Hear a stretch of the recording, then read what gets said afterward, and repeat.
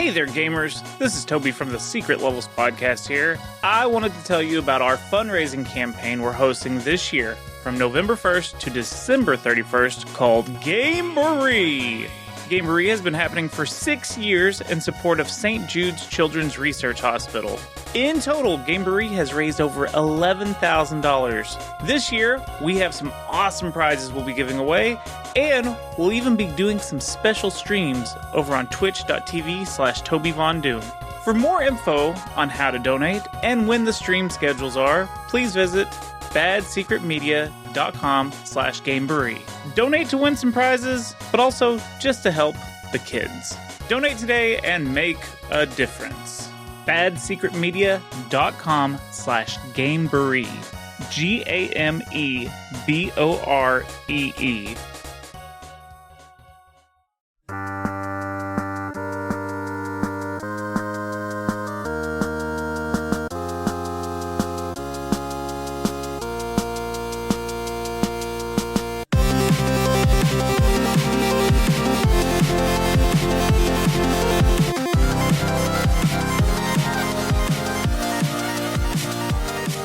Welcome back to another episode of the Main Quest podcast. This is, of course, the #1 retro gaming podcast that no longer cares if Bowser has 7 kids, because they're now my dependents come tax season. This is episode 114, and as always, I am your host, Keith. I'm the only one you've got. This show only exists, of course, because of the patrons. They keep the lights on, the mic hot, and the dumb jokes flowing. You can join them at patreon.com/the main quest, and you'll get early, ad-free, uncensored episodes, plus exclusives like Advance Wars 2, Symphony of the Night, I Have No Mouth and I Must Scream. Basically, all that good stays locked unless you're one of the cool people. And that's enough plugging. That's all I'm going to do. Let's get to the good stuff while you're here. Eric Gess from the Unlockables is back.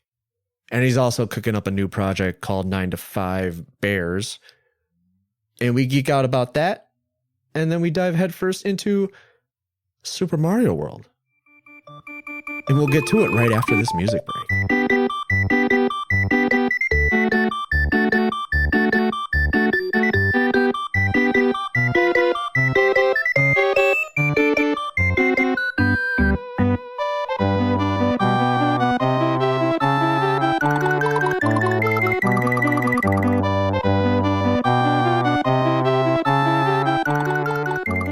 Everyone in Chicago is grasping at straws. So like the big celebration is that the Cubs could potentially clinch a wild card in the coming days. And I'm like, that's what we've been reduced to, is hoping and praying on wild card baseball appearances.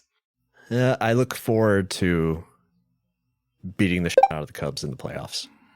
That would just honestly make the morning sports radio that I listen to, it would make it way better. Honestly, I mean, if they make it. We're already in the trenches of hell. So, I mean, it's been great. Well, we're talking about sports, and I do have some questions for you, so I may as well formally introduce you, as if people don't already know who you are. Making a long overdue return to the podcast. He is the Mario to my Yoshi, because as anybody knows me personally, I do like being punched in the back of the head while I'm being ridden. From the Unlockables podcast, and now the newly formed 9 to 5 Bears, it is Eric Gess. Welcome back, man. If by you saying that I'm Mario and you're Yoshi, you're insinuating that I would drop kick you off of a ledge to get a boost to reach a higher ledge, then yes, I absolutely 100% would do that.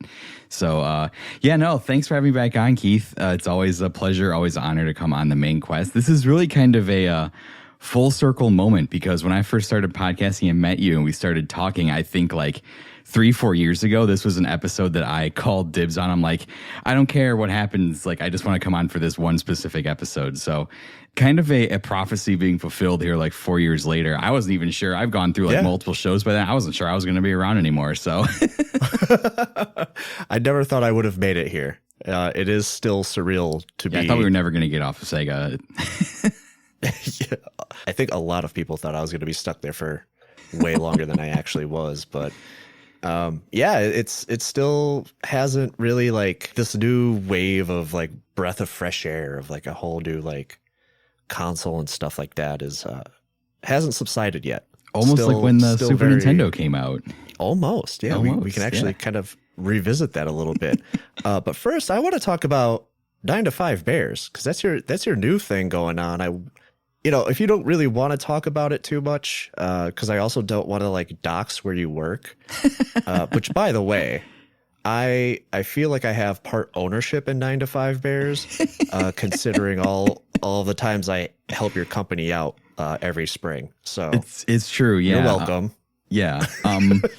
Yeah. So I'm sure most people will be familiar with my Unlockables project. That's just kind of like I've defined it by many things over the years, but at this point, it's just kind of just like a diary of the games that I play and I talk about them. But yeah, over the last couple weeks since American football has started up for our, maybe if you're overseas audience, I started a show that we shoot and produce at my job called 9 to 5 Bears. Me and my coworker / friend Brett, what we would usually do is every morning we would come in and after a football game, after the Bears would lose, let's be honest, it's been a lot of losing lately. We would just like talk about that for like 2 hours and like not really get any work done. So we were like, we've really made an effort at my job to step up like our production value and like since I'm the marketing manager, like our video production and putting out like educational stuff.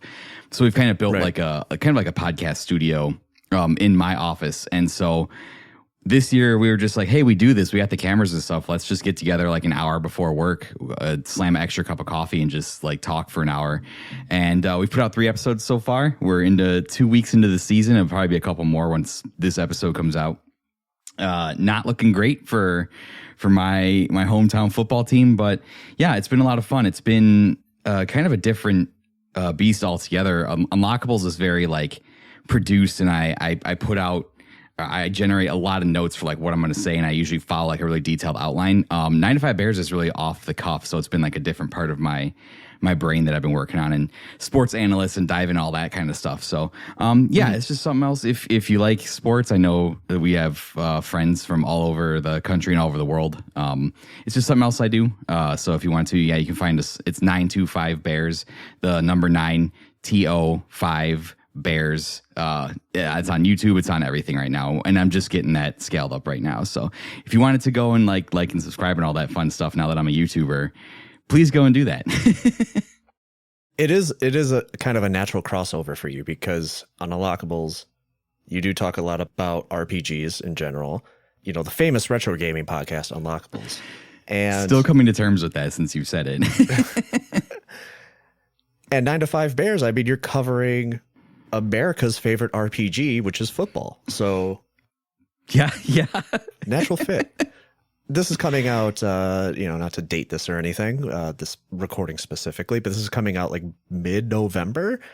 Bears, definitely going to be like 5-2 by the time this comes out. No, Just we will be. I feel it in my bones. Mathematically eliminated from the playoffs by then. Like, guarantee you, it's not going great. So, but yeah, it's just been a cool experience, and I am very blessed to get to utilize some of this hobby that I do for my job. That's been kind of a really cool thing, even though my job's not that exciting. So, and yeah, if you do go and watch it, I am putting myself out there. I'm kind of like exposing a personal side of my life.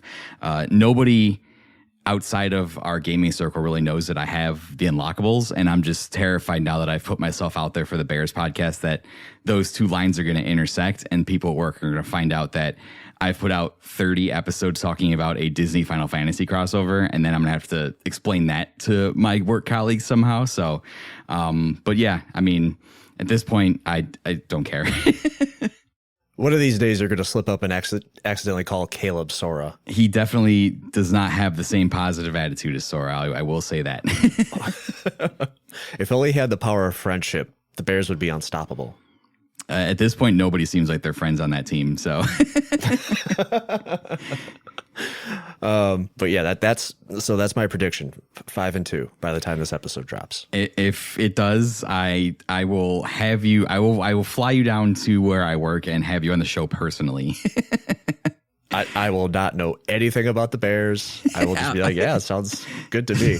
It is cool though, like getting to hear you talk about something else that's not video game related. I have listened to the couple episodes that are out at the time of this recording. And I don't know, man. Good on you, dude. I mean, it's, last month I recorded an episode talking about metal music with a couple people. Yeah. And it was just fun to podcast about something else that wasn't video games. As much as I enjoy doing, don't get me wrong, I love doing this show, but there's more to my personality than just video games. Branching out is very cool, and it's kind of helped me too. If I could get if you wouldn't play therapist for me for a minute, it has really helped me kind of feel more confident in my ability to just kind of like talk about other things. Usually, like when it comes to having discussions outside of video games, like I consider myself somewhat of I'm confident in talking about video games because I feel like I know so much about them, at least the ones that I am feeling like I am an expert in. So to be able to get on and talk about something else is really kind of cool, and do that more of like an off the cuff kind of thing and not put in hours of research on everything. And watching it back, I've liked the end result. And let me just say this, guys, the sports media landscape is like littered with just like people putting stuff out, and it's crazy. Don't worry about the quality of the stuff that you're doing, because I go into the gym every day and they have on what's his name, Pat McAfee's show on TV, right? And he'll have guests like FaceTime in from like the woods in Montana, and it's like 240p quality, and like every other word gets chopped in, and they put that on national. Don't talk about Aaron Rodgers that way. He's in one of his darkest retreats.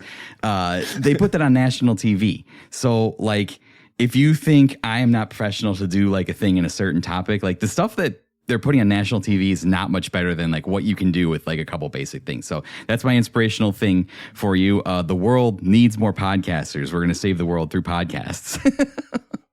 Well, before I get any guff, especially from the Australians for talking about football, American football. The not right football.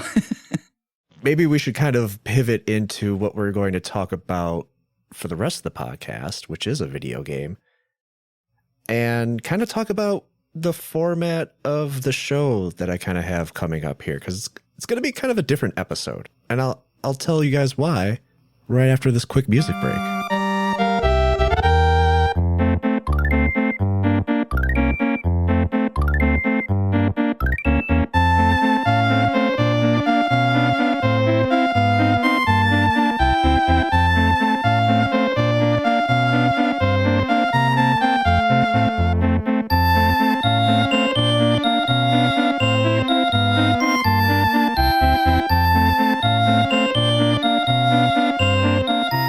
So, yeah, of course, we're here going to talk about Super Mario World.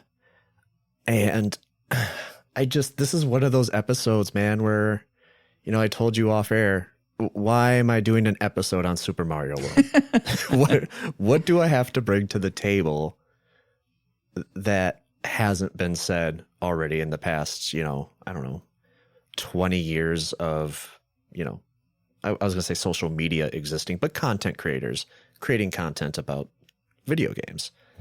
Super Mario World has been covered to death. I mean, I covered the first Super Mario Brothers like towards the beginning of the podcast, and even then I was like, what the hell am I going to say about this game? And I think that I actually enjoyed that episode that I did, and I did very much do it in the format of the podcast. I just don't want to do that with Super Mario World. I think it's, I guess, kind of cliche. And so the way I formatted this podcast is a little bit different. I actually prepared an outline. So I'm basically going to break this entire podcast down into what I'm calling worlds. So we've got World 1, which is going to be our previous histories. We've got World 2, which is going to be about the levels and secrets and discoverability in the game. We've got World 3, which is the feel of play. It's going to be the stand-in for the gameplay discussion, basically. World 4 is going to be the vibe or the music, atmosphere, presentation. World 5 will be, I have legacy and replayability. We'll just keep it to legacy. So World 5 is legacy. World 6 will be your quiz show.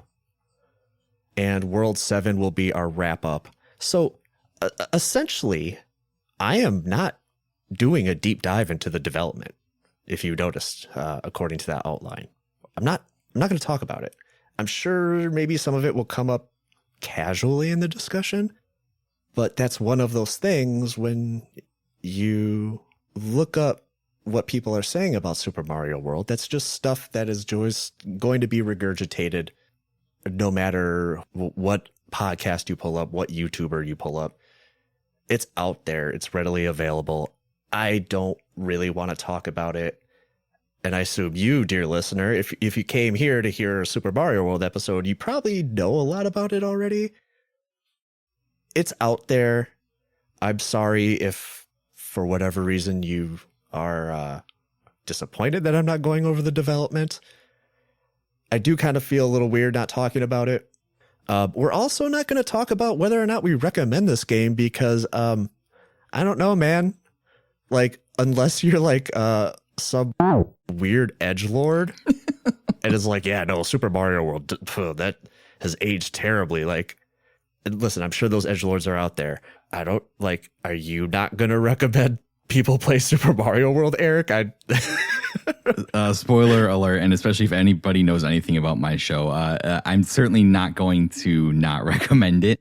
But just kind of perusing your notes and seeing some of the retro recollections, I think you have some edgelords in your community, Keith. I'm not sure. Oh, it wouldn't be the main quest without some edgelord community members. So, love you guys. Oh, and that's the thing too. Throughout us discussing the game, I'm going to drop in some retro recollections. Actually, going to kind of be the springboard for most of our discussions, I think. So, thank you to all the community members that submitted retro recollections. If you would like to submit retro recollections, if you're like, oh, hey, I missed out on this, you got to hop in the Discord. Link is in the show notes for that. You could have contributed to this episode. We could be talking about you and discussing what you said on the show, but you're not in the Discord.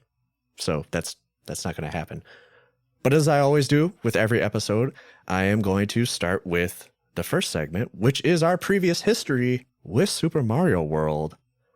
And I feel like for me, a lot of it's going to kind of be a repeat story of my primer episode that I did for the Super Nintendo, just my previous experience with the Super Nintendo.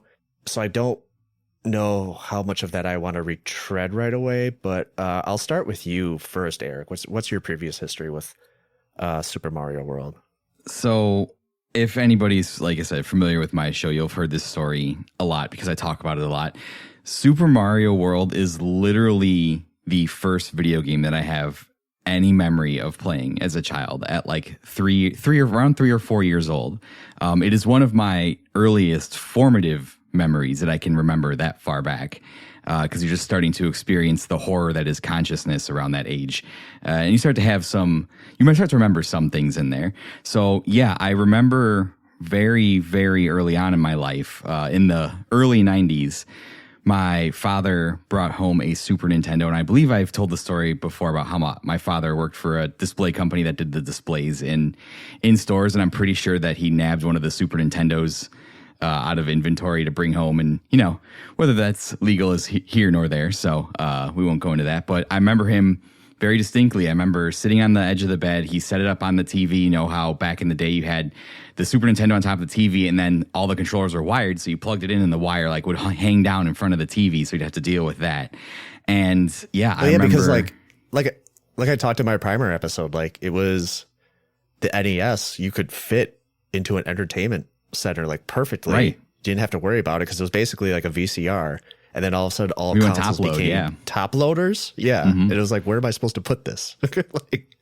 But yeah, sorry, go ahead. Yeah. So, and TVs were not just like thin little things back then. They were gigantic boxes that would basically take up your entire dresser, like whatever you were putting it on, if you wanted the big enough screen.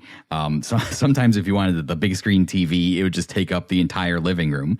So funny times. But yeah, I remember that. I remember being stuck on one of the worlds really early on, the first world. You start off on Yoshi's Island and you go to the right, and that world has the charging chuck. And I just kept remember I would die over and over and over again to that level, until eventually, just like in my mind, I started to learn like how to play the game by trial and error. And my tiny little brain was transfixed because at that point, you know, you've watched cartoons or you've watched like the popular shows of that day, like Ninja Turtles or Power Rangers, and you understand the concept of, oh yeah, like I turn on the box and the thing happens on TV. But all of a sudden, I put this piece of plastic in my hand and I could control the guy on the TV. So that was just such a insane concept to a little kid back then, and it quickly became my obsession. I remember my mom would cut hair on Saturday. She was a hairdresser. My dad would watch us, and I'm pretty sure my dad, just to get a break, would just like let me play Super Nintendo all day because I had like a 1 hour time limit when I was a kid.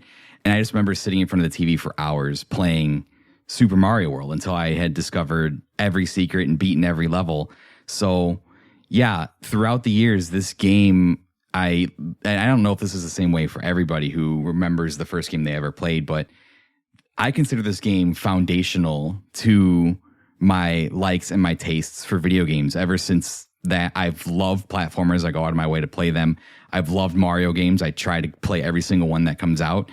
And I just think it really defines my taste and what I value in video games, which I think is spectacular controls, great level design, you know, all the stuff that we'll talk about in Super Mario World. So yeah, it's the foundation for all of the games that I've played going forward. And I think to have a game like Super Mario World be that foundation is kind of crazy. I could have very easily just played something else that was like trash or garbage or not as good as I think Super Mario World is. But back in the day, just realizing how huge Mario was and how important that game was for Nintendo, and finally learning a little bit more about video game history as I have become a retro game podcast, and learning about Sega versus Nintendo in the late 80s, early 90s, and how Super Mario World went up against Sonic the Hedgehog. And yeah, it's just made me appreciate that game even more. It's a game that I try to play like at least once a year. So yeah, I love Super Mario World. It's great.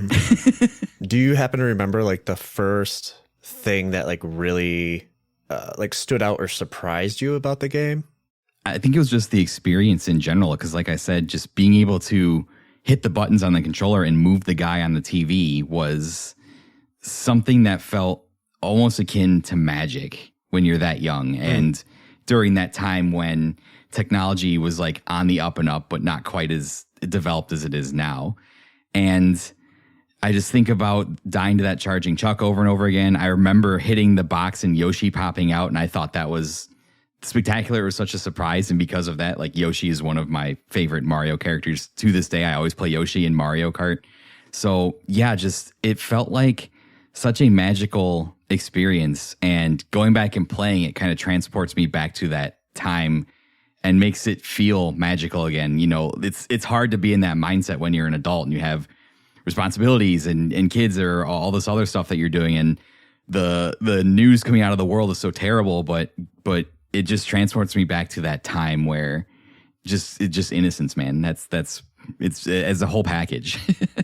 That's awesome, because I mean, I'm a little bit older than you, and you know, I've talked about, as far as like when I talk about presentation on this podcast, especially with the older games from the mid to late 80s, and me talking about when I was a kid and playing these games and like, wow, you know, this looks like a cartoon. And then you get a little bit older, the new consoles start coming out, like the Genesis and the Super Nintendo, and you're like, oh, this looks like the cartoon now. Like, graphics will never get better than this. Some will say sprite work has sprite work has gotten better technically, but as this game has aged, it's still, the presentation of Super Mario World is ageless in my opinion. Yeah, this was my first experience with the original 3 Super Mario Bros. Games too, because I had it on the cart that was All Stars plus Super Mario World, and we did a awesome episode on All Stars. You, me, Chris, and Josh, I believe. So she'll listen to that one for sure. Yeah. Patreon.com/the main quest. Yes, give money now. Do it. My first experience with Super Mario Bros. Was that remade version, and it wouldn't be till several years later that I would go back and like experience the actual NES Super Mario Brothers. So, an interesting lens through which I view that game too. It's funny because like you talk about like being so young, and I think everybody experiences this when they're children. Is just how slow things seem, like they're like how slow time seems to move. And then as you get older, it's just like, oh my God, it's not 2017, it's 2025. Like when did that happen? Yes. It's a car crash, a violent car crash. You're telling me the Switch is almost 10 years old? When did that happen? Stop, please. So like by the time Super Mario World came out, like I felt like I had played Super Mario Brothers like 1, 2, and 3 like my entire life. Like that's all I do. Technically, I did play those games for my entire life up to that. Even now, I'm still playing. So I don't even know what that means when I say that. But you get what I'm saying. Like that's all I knew as far as the series goes. Like it was those 3 games, and I played them a ton. And I wasn't reading like the magazines or anything. My brother's a fair bit older than I am. And, you know, I kind of hear him talking about like, oh, Nintendo's going to have a new console coming out. And I'm getting hyped for it. And then suddenly the commercials start coming on. And one of the commercials that I remember pretty vividly is like a bunch of like these teenagers are like in a warehouse full of like TVs or whatever. And they're playing Super Mario World, and it's all these like quick cuts of basically a lot of like the action shots of the game, and like there's lightning bolts, and the kids are making like I guess what we would call now like the YouTube reaction faces and stuff. And you know, there's like this booming narrator over the commercials like Super Mario World, a brand new game and new challenges and blah blah blah. Now you're playing with superpower. Yeah. Exactly. Yeah. And I mean, I was absolutely so hyped, not only for Super Mario World, but for a brand new Nintendo console. I had a TurboGrafx at this point. I was like one of 5 people in North America that had one. And like the TurboGrafx back then, like everything was graphics back then. I mean, the console had the word graphics in it. Everybody cared about graphics. And so like, I don't want to say like I was like dismissive of Super Mario World when I was playing it, but it was just kind of like, oh, like these kind of look like TurboGrafx graphics. Like I've kind of seen this already. Like, it's not like I wasn't like, I wouldn't say I was unimpressed with Super Mario World, because when all told, I played the out of Super Mario World when I was a kid.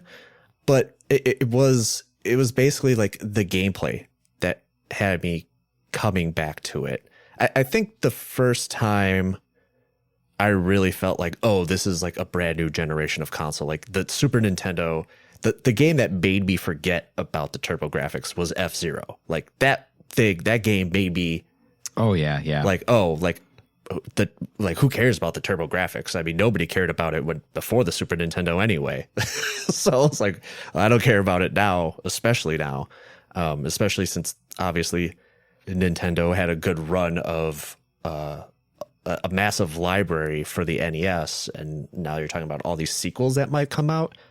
The potential, and I know I'm not really talking about Super Mario World now, I'm talking about the console, but the potential and the excitement of what was going to come out for the Super Nintendo, and Super Mario World was one of those games that was like, look at what is possible for these older franchises on this brand new machine. And for the most part, I mean, I think it absolutely delivered. Yeah, I think there are a handful of games that you would associate with the Super Nintendo. Like Super Mario World has to be one of them. For a while, I mean, the Mario launch titles were like the definitive things that you would buy. I mean, we saw that for the Nintendo 64. Yeah, F-Zero would have been crazy to see back then. Other games that I think about that I played, NBA Jam on the Super Nintendo. I know there were other versions of that game. TMNT 4, Turtles in Time. Those games so quintessentially stick out in my mind when I think about the Super Nintendo as a console and like that specific type of art style that you're describing. Yeah, and I think the music, the sound chip plays a lot into that too. Yes. Like so much nostalgia also has to do with just like sounds as well. And just tying that into the visuals. I mean, so far, I think maybe aside from Castlevania 4, but I think that's just something to do with the franchise. Castlevania 4 by itself, not a bad looking game, but compared to the rest of the franchise, I was kind of like, whatever, not too crazy about it. Yeah, I can see that. But like a lot of these games hold up fairly well. Yeah, man. And then we brought the Super Nintendo. So Super Mario World was a pack-in, and it didn't come with a box. It was just loose in the Super Nintendo console box. Yeah. And so while my brother was hooking up the system to the TV, I'm just staring at the back of the console box because it was basically the stand-in for the Super Mario World box. So there's images of Super Mario World, and it's talking about the game and stuff. And dude, I could not wait to finally play it. And then my brother finally turns on the console. You hear the little chime or whatever. And yeah, man, it was cool. And I played it. I played it a lot. You know, as I've grown older and as I've played it hundreds and hundreds of times throughout the years, I feel like it's painfully obvious to me now as an adult, and something like my child self couldn't formulate, was just how big of a leap Mario World actually was from not only Super Mario World 3, Super Mario Brothers 3, and even the Turbo graphics.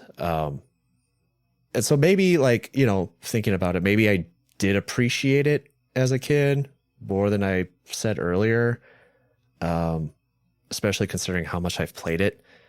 I just couldn't find the words, and even now I'm kind of stumbling over my words. I actually think your reaction was pretty common at the time. I think that after 3 Mario games, I think people were looking for more from Super Mario World and the Super Nintendo being Nintendo's newest console. And that was kind of what caused Sega to gain momentum when they put out Sonic, because Sonic made Super Mario World look slow and uncool by comparison. And so, yeah, a lot of the sentiment around the time was that Super Mario World was not this impressive thing on that people were hoping it would be. Like, it had such a high expectation for it, and it just kind of seemed like a better, more polished, like, yes, brighter, more colorful Super Mario Brothers 3. That seems to me like this kind of was the sentiment back then. But I'm pretty sure, you can correct me, Keith, I'm pretty sure this game remained the pack-in title for probably most of the console's life. I know there were other bundles. Like, I know the United Kingdom got a bundle when Street Fighter 2 came out for Street Fighter 2, because that game was enormous. But your sentiment kind of matches the vibes from, like, doing some research around that time, that people were just, like, expecting more. And Sega, the Genesis had been out for a couple years, and Sega was doing advertising campaigns where they were showing Sonic next to Super Mario World. And at the time, with that cool 90s advertising, that's what was selling. And that's what caused Sega to kind of take over in the early 90s for a little bit there. So I'm just saying, I think your sentiment is well founded, but I think you're right. As we have gone forward and looked back and realized, like, what that game is, we're just like, holy shit. Yeah, that game was such it was such a leap forward from what, even though a lot of people will say, oh, it's not, and people will say this to this day, they still prefer Super Mario Brothers 3. I think Super Mario World was an impressive leap forward for sure. But yeah, I think your point is completely valid. I mean, you suddenly have a split market, and there are those people that are like, oh yeah, no, Sonic's so much cooler than Mario, which, you know, whatever, to each his own. Go with God. People are allowed to be wrong. It's fine. And then you had all the marketing and stuff like that to go with that. So, But We need to bring back 90s marketing. It was so cool. Well, they kind of are. Sega just threw punches at Nintendo again, comparing the new Sonic racing game to Mario Kart, the new Mario Kart. Very funny considering they have a Sega Virtual Console on the Switch Online. But yeah, maybe in this, I haven't seen it, but it would make sense in the spirit of, I think I've seen the Sonic race. It looks pretty cool. I would try it out. it doesn't help that the Sonic racing game is being released on a Nintendo console. So no. Aren't they like putting all kinds of characters in that too? I thought they were like, it feels like it's turning out to be like SpongeBob or something. Yeah, like a Fortnite racing game. I thought I saw like Hatsune Miku was going to be in there, and I'm just like, excuse me? They're just kind of throw whatever at the wall. I mean, whatever. Sonic. I can't keep bashing on Sonic. We're not talking about Sega anymore, but yeah, we moved on.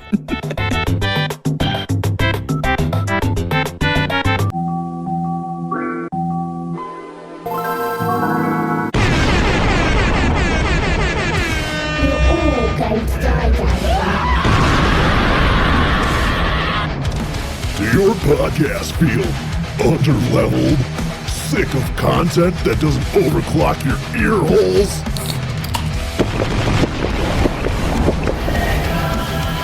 Crack open a cold can of Hell Piss Zero Mercy. It might sound like an energy drink, but it's actually the main quest Patreon attacking your nervous system.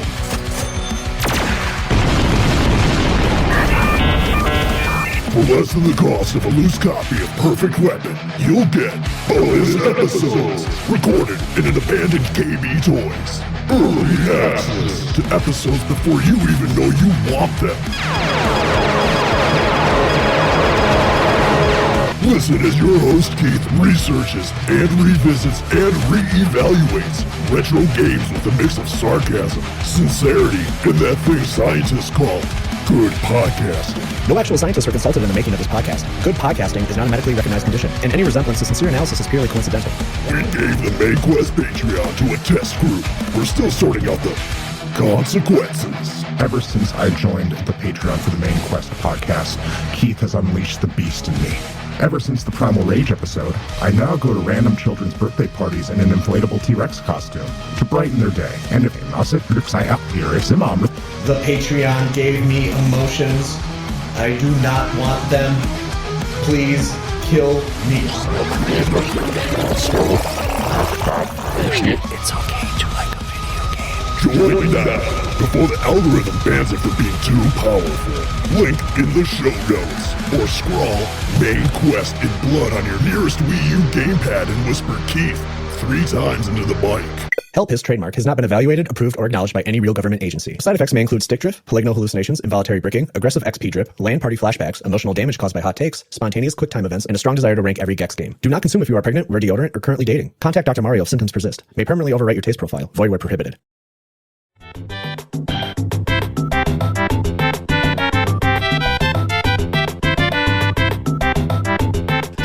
Speaking of moving on, let's move on to World 2. The levels and the secrets, and I'm going to start out with a retro recollection. I asked everybody in the Discord to not only give me their memories of playing Super Mario World, but also if there was anything that they would change about Super Mario World, what would it be? Some people came through, some didn't, which is whatever, that's fine. But Mass Keaton came through, and he says, Super Mario World absolutely needs a way to tell you if you have completed both exits of worlds with 2 exits. I was 99% done and had to manually go back and finish all exits in all levels until I finally found the one that I was missing. It was Star World 4, by the way. Thank you, Keaton. And also, what a weird way to say, man, I got to play Super Mario World twice. Yeah, we are in an era. I know most games now have like a completion tracker and usually have an easy way, especially with the advent of like achievements and stuff to track completion. So yeah, there's not a telegraphed way for you to it doesn't like count up the number of exits that you hit. The level markers on the actual map have different colors to indicate there are two exits, though. I mean, there are levels that have the yellow marker, and those indicate that they just have one exit, and then the ones with the red marker indicate there are secret hidden exits. But if you do that and you find both exits, go to the red marker and find both exits, it's not like the color changes. It's still red on the map. So yeah, there's no like visual cue to tell you that if you like, maybe if you didn't get one of the secret exits and you want to come back for it, and then like a week later you're like, oh, which one of these did I not go through?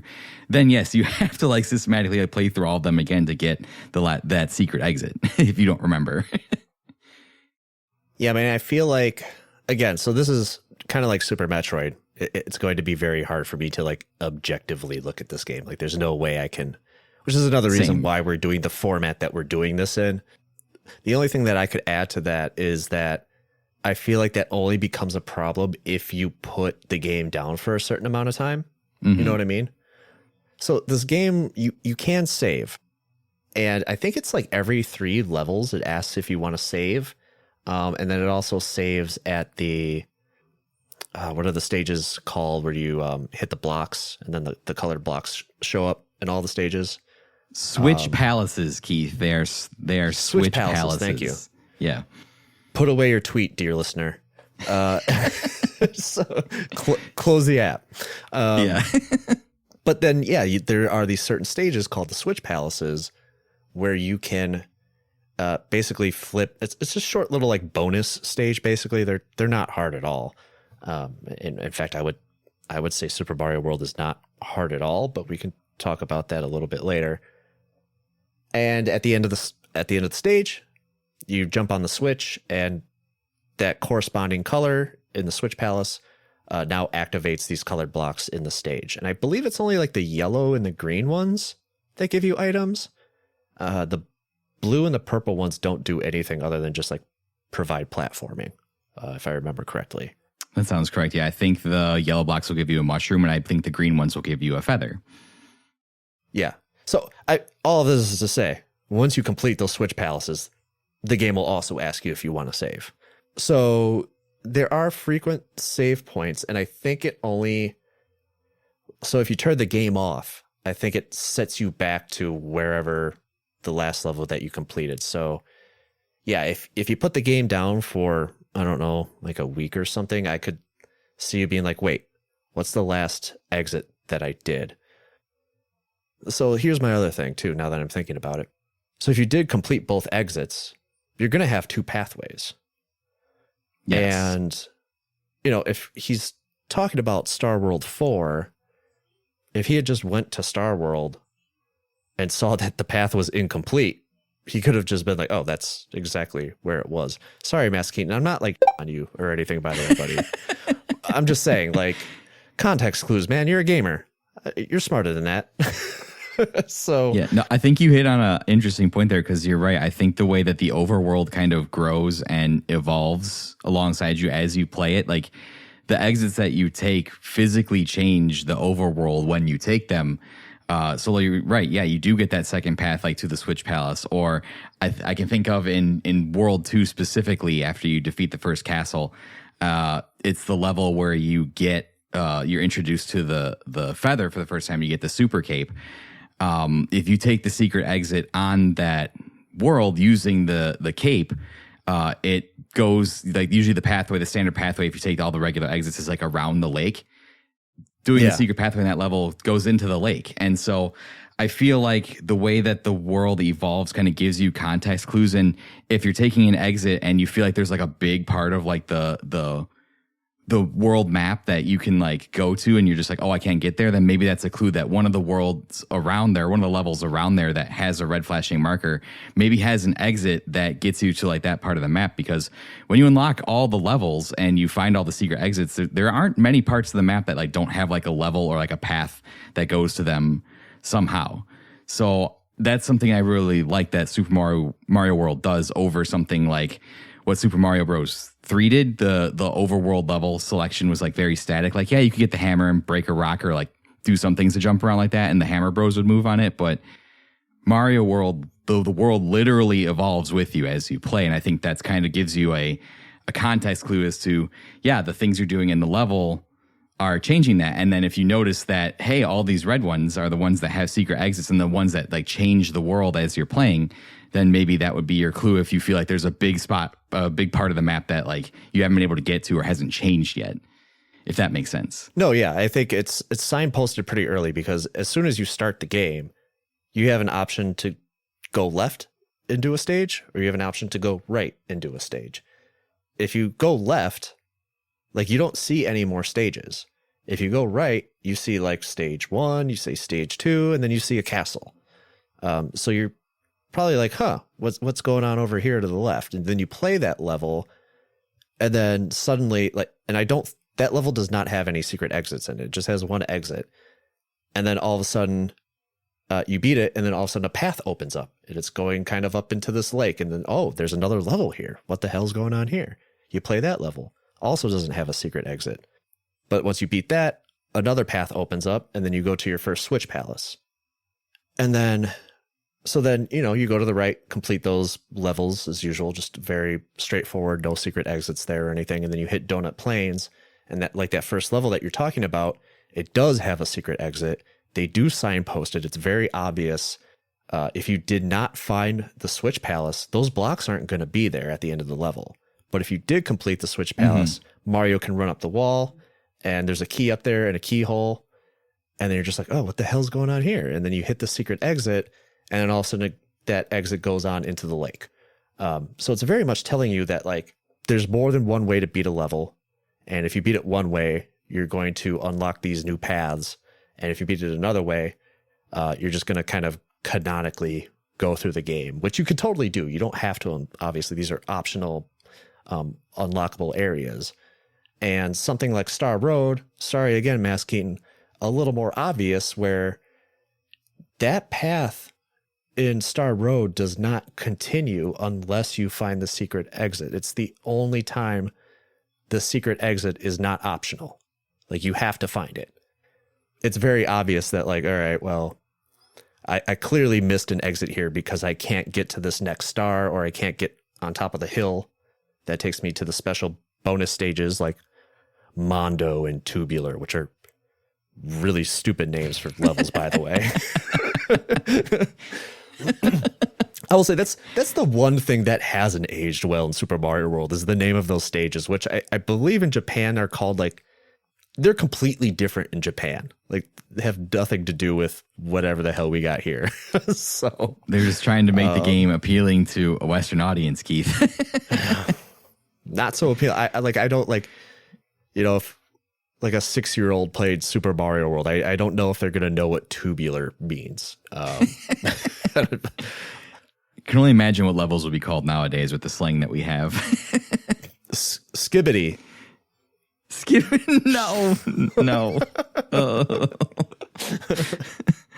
But no, you are right to point out that a lot of the times before you encounter the Switch Palace for the area that you're in, you'll encounter the blocks that are transparent for that, and usually like a level or two later, then you'll find the secret exit for the Switch Palace and activate those blocks. So then again, that's another way that I feel like the game like signposts you that, hey, there is something there. You don't have an exact level counter, exit counter, or like completion percentage, but I just feel like the way that the world evolves does a pretty good job of telegraphing that to you. Yeah, and it's also like one of those things that I love about the game is that it actually feels like an adventure. Like all the previous other Mario games kind of felt, this might be a bad word for it, but just kind of like arcadey, where it's just like, yeah, I'm just doing another level, just going through the game, doing another level. And, Mario 3 was packed with its own secrets. But for the most part, I felt like you're just being dropped into a world, going stage to stage. And yeah, those worlds were different, right? They had their own themes and things like that. But the way the map for Super Mario World is laid out, how you're going through this entire world, and although the world has its theming, like the Forest of Illusion, for instance, for the most part, the stages are actually pretty dynamic. You're never like, so, you might be in an area and all of a sudden you're dropped into a water level, Or maybe you're dropped into a cave level, but you're still like Donut Plains, for instance, has a water level, has a cave level, has your typical like overworld level, has a castle stage, has a ghost house. This is the first game that ghost houses showed up in, which is also kind of like a nice little twist on the Mario mechanics, because it really kind of introduces puzzle elements into Mario for the first time, which was never a thing. So it feels like you're like basically globetrotting instead of just going through like this very segmented game. And that's something that I always really liked about Super Mario World over the previous game.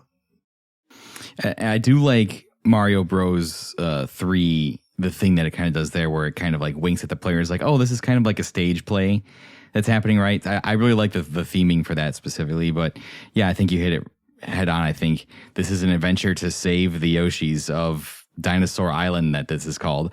And it's an adventure to save Princess Peach. And it feels like you're traversing this world, Super Mario World, to do that. Yeah. I'm really glad you brought up the Forest of Illusion, because that is an area that requires you to find the hidden exits to get out of that zone, because the levels will just loop around on each other if you do not. And that kind of hammers home the theming in that specific set of worlds, where it's like, it's this forest and you're lost and you're walking around in it, and it's not until you stumble across the actual secret exit that you can like get out of it. And I think that's where maybe if you hadn't before, you'd start to pick up on the context clues, because that zone specifically has a lot of those levels that are colored red. And maybe you'd pick up and be like, there's a lot of these red levels here, like me, and then maybe you'd put 2 and 2 together. Oh yeah, Forest of Illusion when I was a kid was painful. It was because some of those exits are very tricky, and it really makes you interact with the mechanics in ways that you would have never thought about doing it. I remember being stuck there like as a kid for like a long time. Yeah, same. Depending on what part of the map you're on, you can see like kind of get like brief glimpses as Mario walks around the map of other parts of the map, and you're like, is that a cat? How do I get over there? And you're like, okay, I'm in the Forest of Illusion. It kind of looks like I can get to that castle from in here, but how do I do that? And if you really haven't been trying to, I guess, for lack of a better word, break the game, then you may not know exactly how to get there. But there's always other levels that you may have not. But because you haven't been interacting with the game on that level, there may have been other exits that you missed in other parts of the game that you haven't even played yet. So you can always go mess with those by having an easier time. And then when you come back to Forest of Illusion, be like, oh yeah, I totally know what to do now. And it'll totally make sense. Because that's probably how I did it when I was a kid. Like there's walkthroughs, but I mean, you'd had to go to a store and spend $15 on a guide. Or you could call a Nintendo hotline for help. Yeah, no, my parents were not letting me do that. That's for damn sure. For however much a minute that was. Yeah. No. Yeah, I think it's even possible too, pretty early on, like you said, in Donut Plains. I think if you can access Star World pretty early on, and then if you're good enough, you can get to the Star Warp that's like by Bowser's Castle and like beat the game without even like seeing most of it. Oh, dude, that's one of the things that I actually really love about this game, is that like it does the Breath of the Wild thing before Breath of the Wild came out, where it's like, yeah, if you know what you're doing, you can beat this game in like 5 stages, basically. Suck it, Zelda. Which is like, it's just like a very classy evolution of the warp zones from Super Mario, the first Super Mario Brothers game. Or the warp whistles in 3. It's just like built in. Like if you know what you're doing, it's built into it. You don't have to like jump up on a bunch of bricks and basically clip out of bounds to discover a secret. Like the secrets are like formulated within the level design and the design of the world itself. And it rewards you for that. But Mass Keaton wasn't the only person that had issues with the way that the game hides a lot of its exits. Lethco from the Afterglow and Grimglow podcast says, I remember being confused because I couldn't get 100% on my save file. Only 96 no matter where I hunted and looked. It wasn't until years later that I found out that it wasn't a percentage counter, but an exits counter. And I indeed found all 96 exits and completed the game. Then spent months looking for that extra 4% that didn't exist. Thank you, Lethco. And also, hey, similar to Mass Keaton, not a bad way to spend your time replaying Super Mario World. And the last retro recollection that I have here to, I guess, finish this section off is from Thrak from the 3DO experience and Thrak Ops. He says, Super Mario World is one of the most beloved Mario games in the series, and I've never understood it. It's a solid game, but I prefer Mario 3 with its more diverse environments, more solid level design, and greater challenge. World always felt bland and lifeless to me with too many repeating levels and is way too long. Star Road is great, but overall, I don't really recommend it. I mean, I think we all just kind of went through the fact that you can beat Mario World in like 5 stages if you want. God bless Thrak for being so brave to express a wrong opinion on the internet. I got to give it to him. I love you, Thrak. I'm just kidding. I will agree with Thrak on one thing. The final world of Super Mario Bros. 3 is brutal, even to this day. Absolutely brutal. And when you compare it to Bowser's Castle in Super Mario World, I mean, it's really easy. It's like, even the world, I mean, I haven't actually played like the actual area where Bowser's Castle is, because I think there's like 4 or 5 levels in there.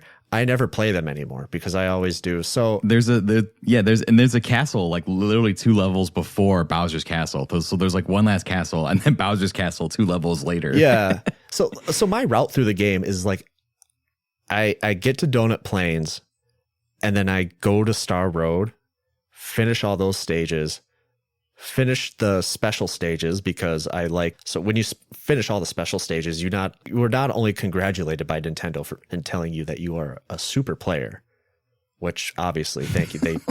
That's why I have a podcast now. Right. But the entire palette of the game changes to like this like fall color, and like the piranha plants turn into jack-o'-lanterns, and all of the Koopas for some reason look like they're wearing Mario masks. It's very bizarre. I love it. Yeah, it's very strange. And so then after I finish all of those stages, then I maybe finish 1 or 2 more just to kind of like just get my generic Mario World experience, and then I go straight to Bowser's Castle and beat the game, you know? So it's a very truncated experience, and I go for those more challenging, like in what Thrak said in his retro recollection, I go for those more challenging levels right up front because that's exactly what I want for my Mario World experience. Yeah, I don't think the worlds repeat too much. I think each area has kind of like a theme, and it just kind of depends on what kind of levels are in those areas. So like, yeah, there might be a couple overworld like themed levels. Usually each area has like its own haunted house. So like, yeah, each zone has like a specific set of levels that kind of like repeat throughout the game, but I feel like they're different enough. Like, you know, all the haunted house levels are like, don't share like the same kind of gimmick. Like they all kind of like do different things to like require you to find the different exits. So, but yeah, I mean, teach their own. I think the levels are definitely longer than Mario Bros. 3's levels. I feel like Super Mario Bros. 3 has some really like short levels you can fly through if you have a decent proficiency at the game. I guess you could say that about any Mario game, really, right? But sure. I remember playing 3 and World back to back one time, and I was just like, oh yeah, like the worlds just feel a little bit longer in Super Mario World, and probably due to memory limitations on the NES, they had to probably make some of the worlds in Mario Bros. 3 shorter.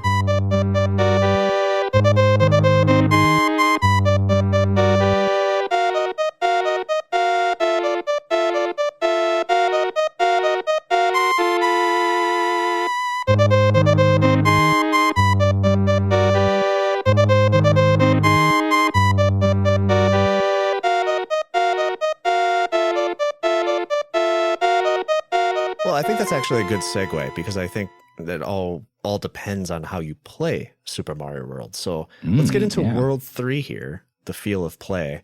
Going back to what you were saying about just kind of the length of the stages going from Super Mario Brothers 3 to Super Mario World, you could easily just grab the cape feather, and if you get a running start, just fly right through the level and finish it in like 15 seconds. That's most levels. A lot of levels you can do that. Yeah. And I mean, that's just one of the power-ups. And I think this is also one of the many sticking points when people compare Super Mario Brothers 3 to Super Mario World is the power-ups. So for Super Mario World, the mushroom, the star, and the fire flower are the only returning power-ups from the previous games. And here you get the cape, the cape feather, and Yoshi, which Yoshi is basically like a Swiss Army knife of like, he's a Swiss Army knife of like power-ups, basically. But going back to the cape, which is, it's basically just a more refined version of the Super Leaf, right? Because you can, because with the Super Leaf, yeah, you can fly, but with the cape, you can fly indefinitely, which is why I say, like, if you get a good running start, you can just fly straight through a level. The only stages you can't fly through are the auto scrollers. And then add to that, you also have the dive bomb, which is basically a screen clearing attack for the most part. Mario just flies right out of the air, slams into the ground like nose first. Just like takes out everything on the screen. With a really great sound effect, I gotta say. Oh, yes. Go. Yeah. Yeah. It's a really deep, for like the 90s, it's a real deep, like bassy sounding Super Nintendo sound effect. And then as far as Yoshi goes, I mean, he's basically an extra hit. You get all these different power-ups with Yoshi, depending on the type of colored Yoshi that you have, the type of shell he swallows, and even those power-ups can even stack depending on if you have a colored Yoshi or not. An extra jump, which I think you alluded to earlier in your intro.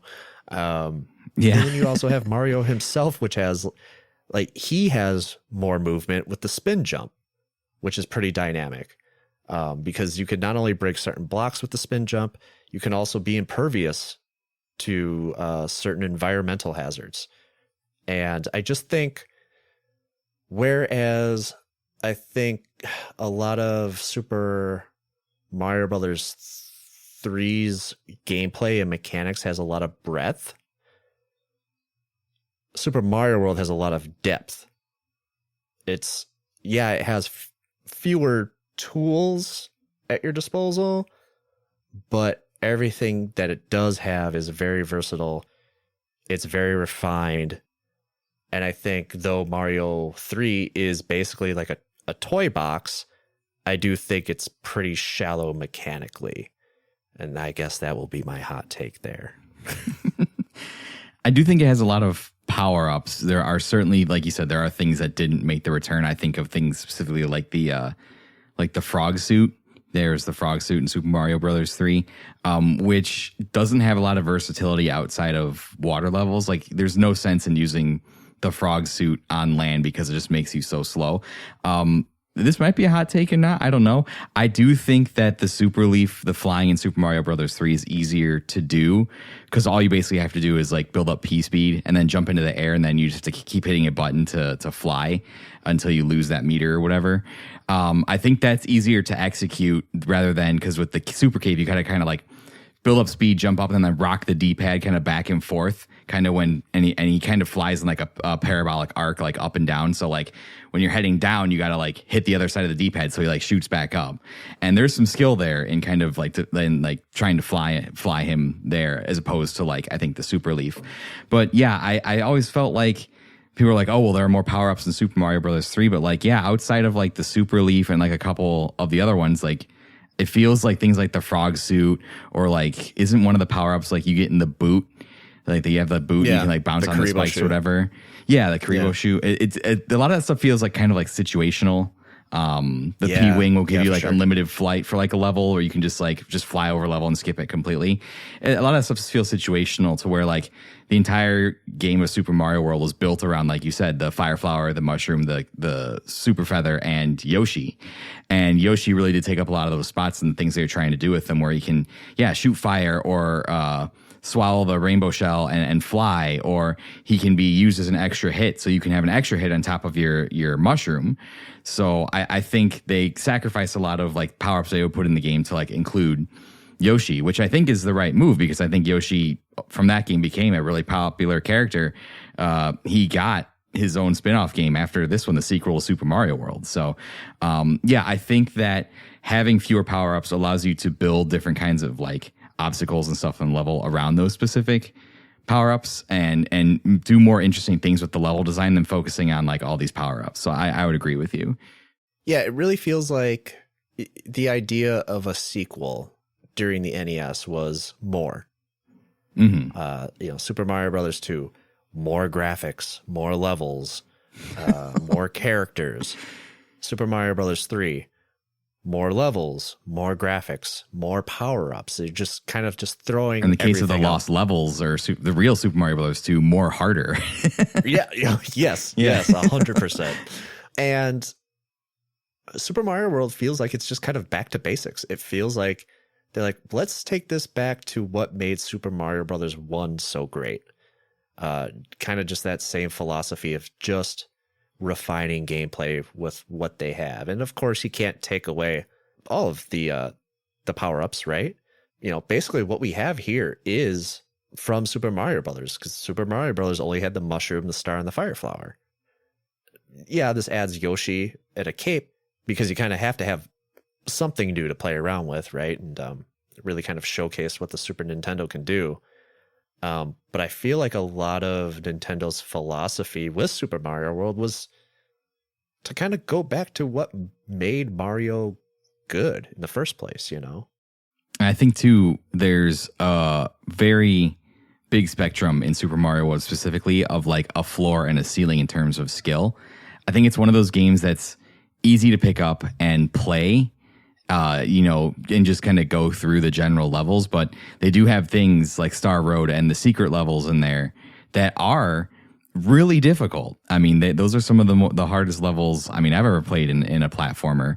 And that's kind of become a tradition in Mario games now, to have that kind of extra area where the pinnacle challenge of that game exists. So it is a game that, you could pick up and understand how to play within 15 minutes, but there's a lot of depth there to master those higher end levels. And then people have taken that to the next extreme, and now we have things like Super Mario Maker, or people making their own ROM hacks or Kaizo levels. And a lot of that stuff I see is built in the Super Mario World engine with that game.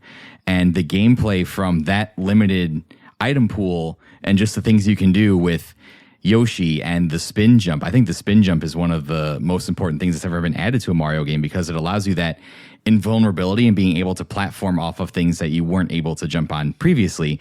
And a lot of the like really hard Kaizo levels or custom made Mario games feature that in abundance. So it might seem simple and stripped down back to basics, but it allows for a very, very high degree of skill and difficulty. With that said, would you say that this is also kind of the turning point for the franchise, in which it became a little bit too easy?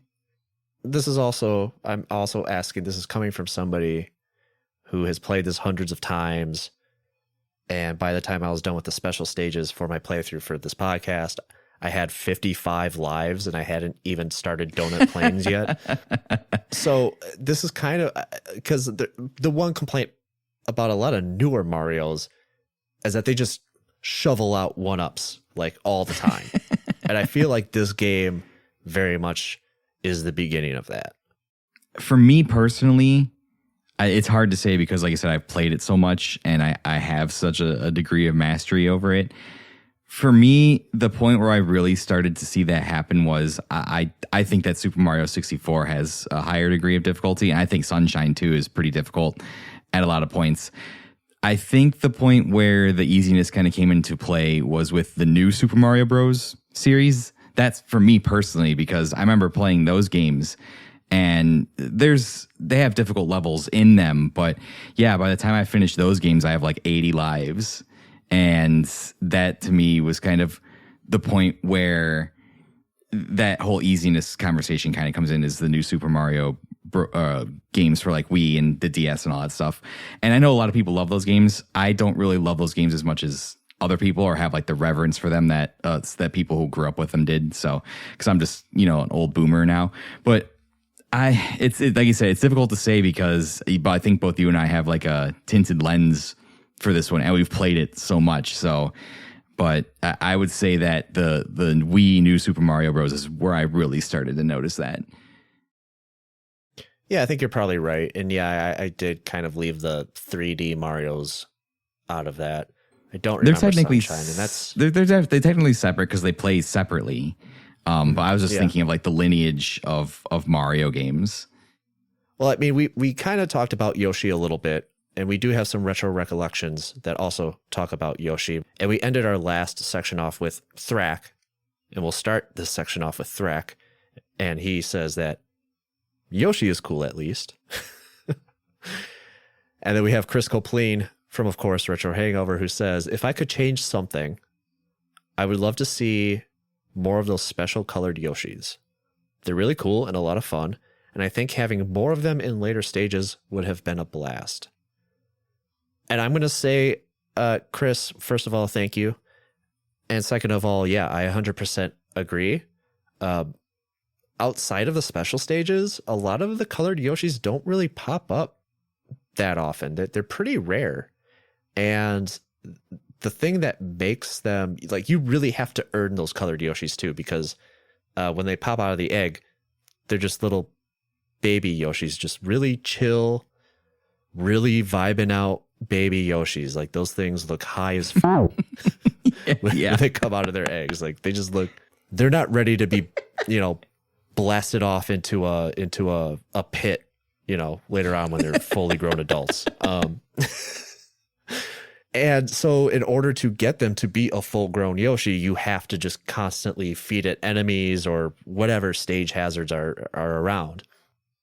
Yeah, man, it would make the end game really interesting. But also I think at the same time, it might break the game a little bit too much, because some of those Yoshis can be pretty OP.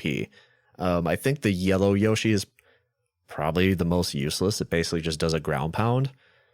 With Yoshi, the yellow Yoshi in particular, you step on a Koopa and he's just dead. He's dust, which is actually pretty horrific when you think about Atomizes, it. yeah, just yes, yes, just right to the shadow zone.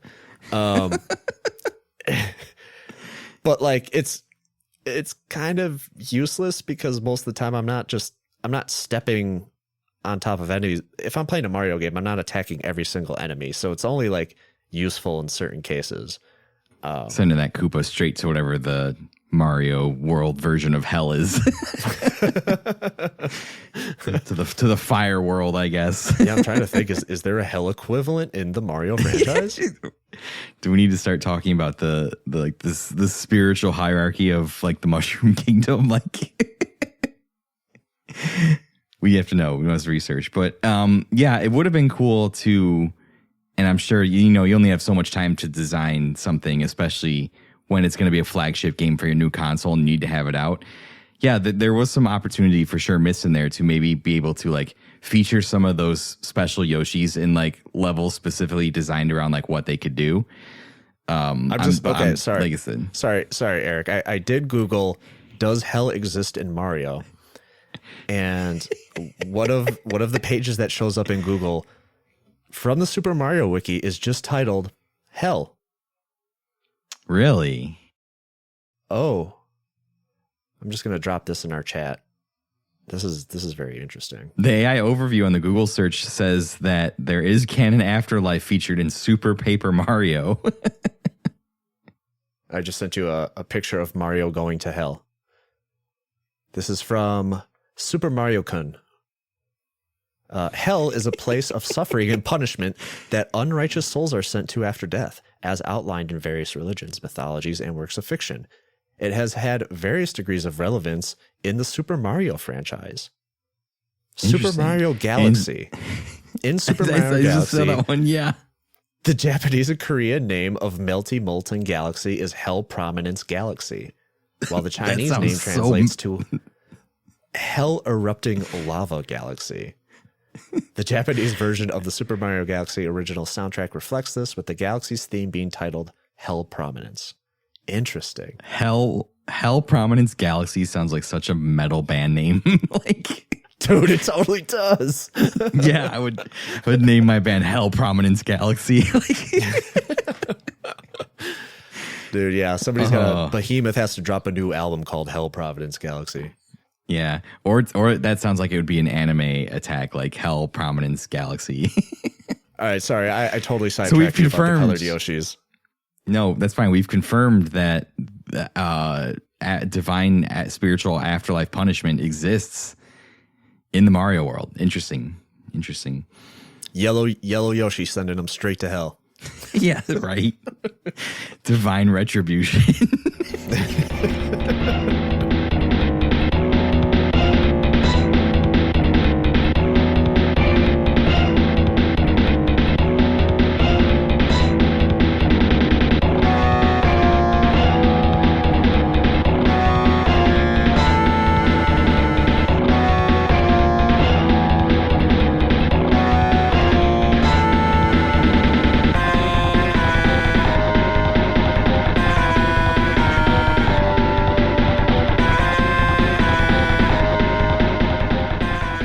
We've got colored Yoshis, but what about colored Marios? Ryan Player One, formerly of the List Off podcast, says, if I could change anything about Mario World, Luigi would be playable in it. I mean, technically is if you're playing 2-player. Yeah, but it would be cool to be able to just canonically Luigi, or is that just Green Mario? Luigi's been a character. Oh, he has been? Okay. Yeah. Mario World, Super Mario Brothers 2, USA. Yeah, Doki Doki Panic, yeah. Right. Yeah, definitely. He's been around. Yeah. He's been around. You're right. But it would be cool if, like, at the beginning of the main menu, you could just do a quick palette swap or something. I think the only way you would be able to do that is just to plug your controller into the second controller port and play the game that way. Yeah. I think that was the way you would get Luigi, if I remember right. But yeah, I could be totally wrong. I think you had to be player 2. Misremembering. Yeah. We talked about hell. Do you want to talk about if Bowser I mean, with his kids? I mean, is that a conversation we're ready to have, or should we just move on to the rest of your outline? I mean, speaking of Ryan, I think we may have talked about that during our Super Mario Brothers 3 episode, but I'm not sure. It's been 4 years since we recorded that, so... Jesus, I think when I mentioned it, you said that canonically his kids they're not his kids, right? That's what's been established later on, right? Yeah, that has been retconned. Yeah. Okay. Bowser Jr. is his kid, though. Yes. This is not a retcon that I stand by the way. So yeah, no, I don't like saying. it. I like the image of Bowser as a hardworking dad raising 9 kids. Like that's. I relate to that now. Now, Bowser's a dragon, right? Or dragon adjacent? Are Koopas dragons? I mean, I would think so. Like dragon turtle. Dragon turtle's like actual thing, right? Like it's a type of turtle. I mean, or am I just making that up? Fire. Is that just like if you look at his Mario Brothers sprite, he looks like a dragon. Yeah, he looks like your traditional Japanese, type of dragon more than. I guess he has a shell, but yeah, I mean, yeah, I would agree with you. Because would you rather weird, scaly, or Knuckles? Who will smell the worst? Oh, nobody can ever find this episode. You have to bury it. I'm not going to answer that question, and I hope that question's not in the game that you've prepared. That'd make me very uncomfortable. Is Bowser a? If we're having this debate, I think we would have to classify Bowser as a Pokemon. That would make the most sense, right? Like a turtle that breathes fire. That seems very Pokemon-esque. Don't change the subject, Eric. Anyways, I think we're on to the next world, right? World 4? Is that what we're... Yeah, would you say we're getting into some weird vibes? I would Because say that's we're what World getting into 4 some weird vibes. That's what World 4 is all about. And we'll kick it off with a retro recollection as a kind of a palate cleanser here. This is, of course, Matt Storm from the Fun and Games and the Reignite podcasts. You might know them very well at this point. They say, it's a perfect Mario game and one of the best 2D platformers ever made. I replayed it last year for a side quest episode, only intending to play some of it. Instead, I blew through the whole game in 2 sittings. Tight controls, incredible look and design, some of the best music Koji Kondo has ever done. Mm-hmm. Here's my hot take, Eric. Oh. I don't like the title theme for Super Mario World. I think it's very underwhelming. It's kind of like juvenile. It kind of sounds like something you would hear like in a kindergarten classroom or something. Whereas like, if we're, again, I guess we're going back to Mario 3, you compare it to Mario 3's opening title screen music, there's like, it's very bombastic and loud and very like, just like incredibly catchy. Not that like, I guess the Mario World theme isn't catchy, but there's just something that's just very, yeah, I guess underwhelming is the best word for it in a soundtrack that is otherwise like It's a very like generic sounding opening. Like maybe you just would have gotten it from like a generic like sound sample pack. Cause yeah, I've always thought that the opening is not that strong. But the rest of the soundtrack is like you said, that's a pretty good term. You said it's so good. It's quintessentially like it is the soundtrack I think of that I associate with the Super Nintendo. I think it shows off the sound chip for the Super Nintendo incredibly well. I think Koji Kondo loved having more sound channels than he was stuck with on the NES. So yeah, all those songs I think of like the cave theme or like the athletic theme, where it's like the bum bum da da da da da da da da da, like all that is like so. That's the Super Nintendo. That soundtrack defines what I think of on that console. Like it's so good. But yeah, the opening theme, like when you first fire it up, is kind of underwhelming. It doesn't really match the rest of like what you'll experience playing through that game. Especially when you compare it to like if you bookend it with like the song that plays at the end credits. This just seems like so appropriate for the finale of that game. And then you're back at the main menu and you're just like, oh, this doesn't really match up. So do you think Mario Bros. 3's soundtrack is better overall? Do I think the entire soundtrack of Mario 3? Yeah. God. And this is hard because I think all the Mario games have incredible soundtracks. So yeah. I can't like definitively say I would be able to like pit them against each other and like determine like a top 5 ranking because I think they're all just so good. Yeah, that's really a tough question, man. And I was about to be like, well, the Super Nintendo has more channels in it, so I mean, I'm going to gravitate towards Mario World more. But when I think about Super Mario 3 and like the lack of sound channels that console had and what Koji Kondo was able to do with it is like, it's mind blowing. It's not even like, it's crazy. It's so good. Yeah, man. I don't know. Ugh, that's a hard question. I think it's just different vibes, man. I don't think I can't compare them outside of just that opening theme music, really. Where it's just like, I think the opening theme music to Mario 3 is just, to me, it's better than this. I'm not saying that the opening theme for Mario World is a bad song. I'm not saying that. Like, it is very good. It's just like, it's not, I don't know, there's something about it that's just kind of weird. And it really kind of stuck out to me this time when I was playing through it. So, yeah, I think all Mario soundtracks, I don't think there are any among them that anybody would consider not good. I think they're all stellar in their own way, for sure. Even the new Super Mario Bros. Games, I think, have very, very good music. And that's been a staple forever. I think as the years go on, as we get into 3D, they definitely get more epic and stuff. But yeah, there's something about that early age where, especially in the NES era on 3, limited sound channels, something I really appreciate about playing older games now too is that we're really spoiled with like all the stuff we can do now with video games, and the limited stuff they had to work with back then, I think really forced them to be super creative and created some, just really incredible stuff. New video games bad, shakes fist angrily. What are you talking about? Old games are bad. New games are good. That's new games right. Are definitely That's better right. than older games. But there's some of that limitation also in here because the Super Nintendo has more sound channels. That takes up a lot of space on the cart.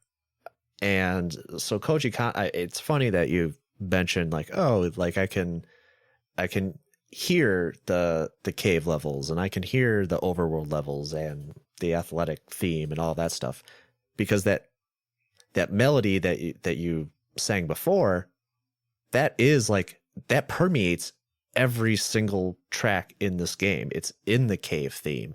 It's in the overworld theme. It's in the castle theme. It's just this like unifying melody that just is like makes the entire soundtrack completely cohesive.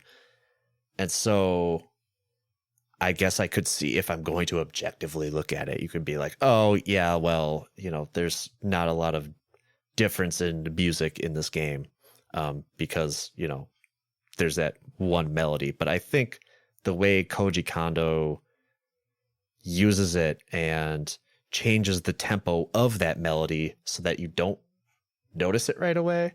The way he weaves that in and out depending on what stage you're playing, I think is a genius move in order to kind of utilize the hardware the best that he can. Yeah, I believe in music we call that leitmotif, kids, and he uses that. Yeah, he uses that motif.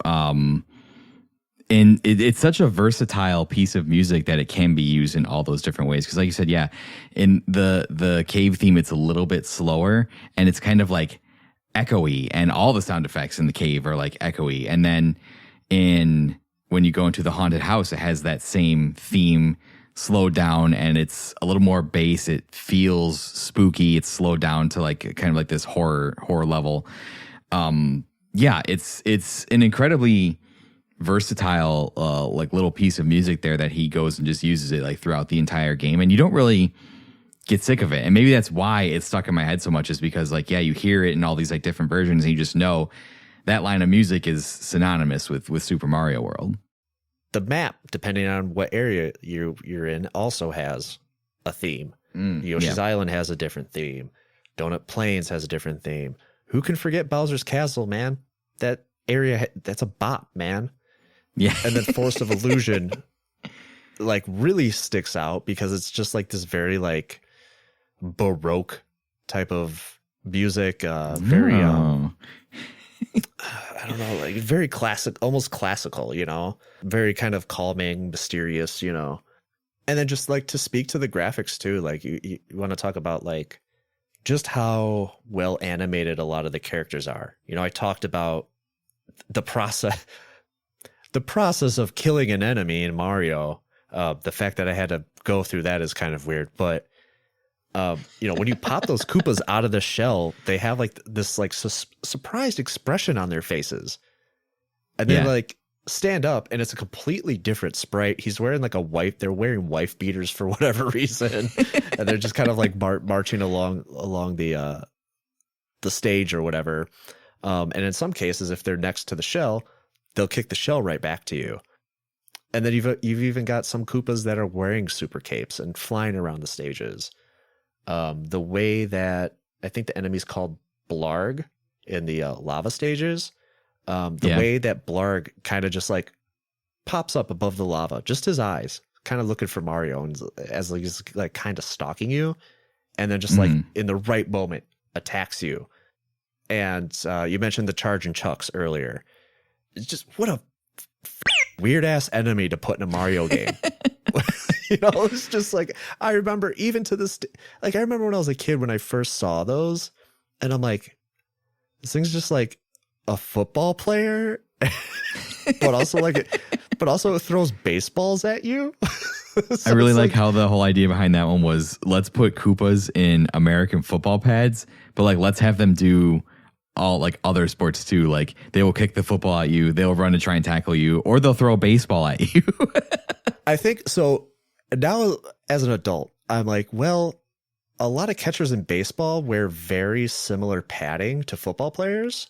Like they also wear a helmet and stuff, and they also wear like the padding on the front of their chest. And the helmet's got the face cage on it. Yeah. Right. So as an adult, I'm kind of like, yeah, I guess the Sprite can kind of work both ways. And also baseball is like incredibly popular in Japan. So it makes more sense for them to be throwing baseballs than footballs.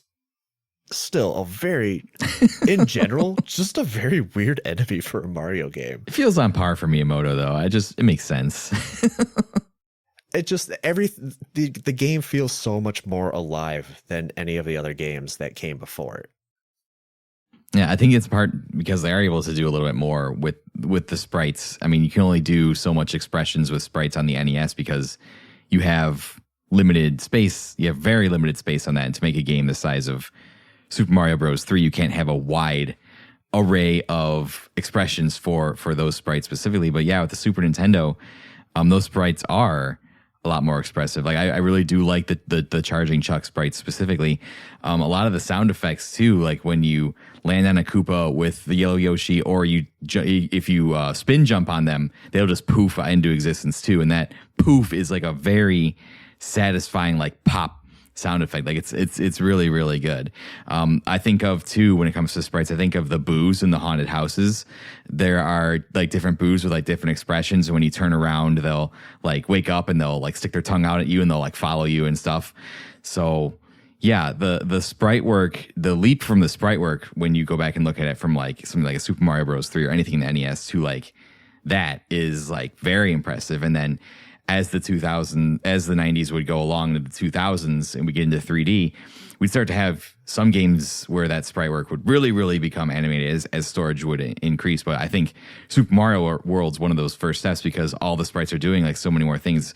Or I even think about like when Mario dies, he makes that like horrified expression on his face as he like falls off the screen. Like that's terrifying. Yeah. And the other thing that this game does graphically, and let me actually put a pin in that and go back to what you were talking about with like newer games, where it's like, yeah, with newer games, you're very capable of animating these sprites and doing a very good job of making these characters feel alive and stuff. And I think there's a certain charm to the limitations of the Super Nintendo that really had to kind of go a long way of presenting these characters as something that is alive and something that has personality. Whereas like these days, you don't have limitations. You can do whatever you want. And I think a lot of things in gaming now is like you're very reliant on storytelling, reliant on dialogue, and you might be reliant on just having like a good art direction on making these characters. Like there's more elements going into it than just plotting pixels onto a Wacom tablet or whatever they used to make these games back in the day. We're literally motion capturing actors and their facial expressions now. Yeah. So I think in a world where you can do anything and everything, it's just not as impressive. And I don't want to downplay all of the work that these people are doing because it is still very hard work. There's just something way more charming about playing a game like Super Mario World. And you see those castle cutscenes, right? Like this is to this day still one of my favorite things is finishing a castle and just seeing like the way that Mario destroys the castle, you know? And I also think this is kind of like, you and I have talked off air about this before when it comes to Super Mario RPG, but the way that Mario's personality is portrayed in Super Mario RPG, I think is very reminiscent of what he does in Super Mario World here, and the way he mimes things and is kind of doing things in these little cutscenes to kind of give him more personality than he had in any other Mario game previous to this. Yeah, I definitely think this is the game it starts for sure. I think I don't remember him having too much of a personality in Mario 64. Not too much, except for the fact that, you know, he was voiced and would scream in that game. Yeah.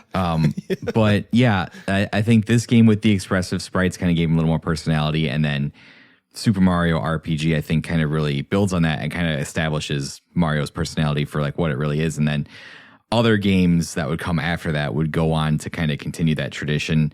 I think he's pretty personable in Sunshine. If you've played Mario Luigi Superstar Saga, him and Luigi are very personable in that game, talking Italian gibberish. Some of the best voice acting work ever done by Charles Martinet ever. It's iconic.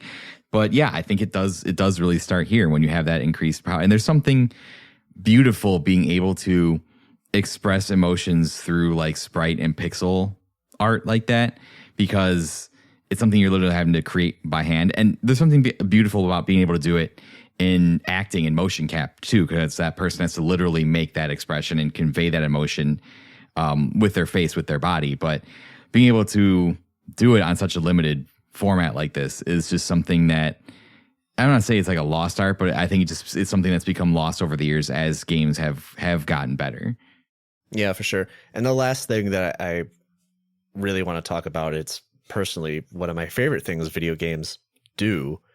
And this has kind of just been a running theme, I think, for a lot of games that I've covered on this show. So if you're a returning listener, you will not be surprised that I love the end credits and how they have like all of the enemies and like the names of the enemies as if it was like a cast list in a movie. I love that shit. I love it. I eat it up every single time. And that's one of the reasons why I always stick around for the credits.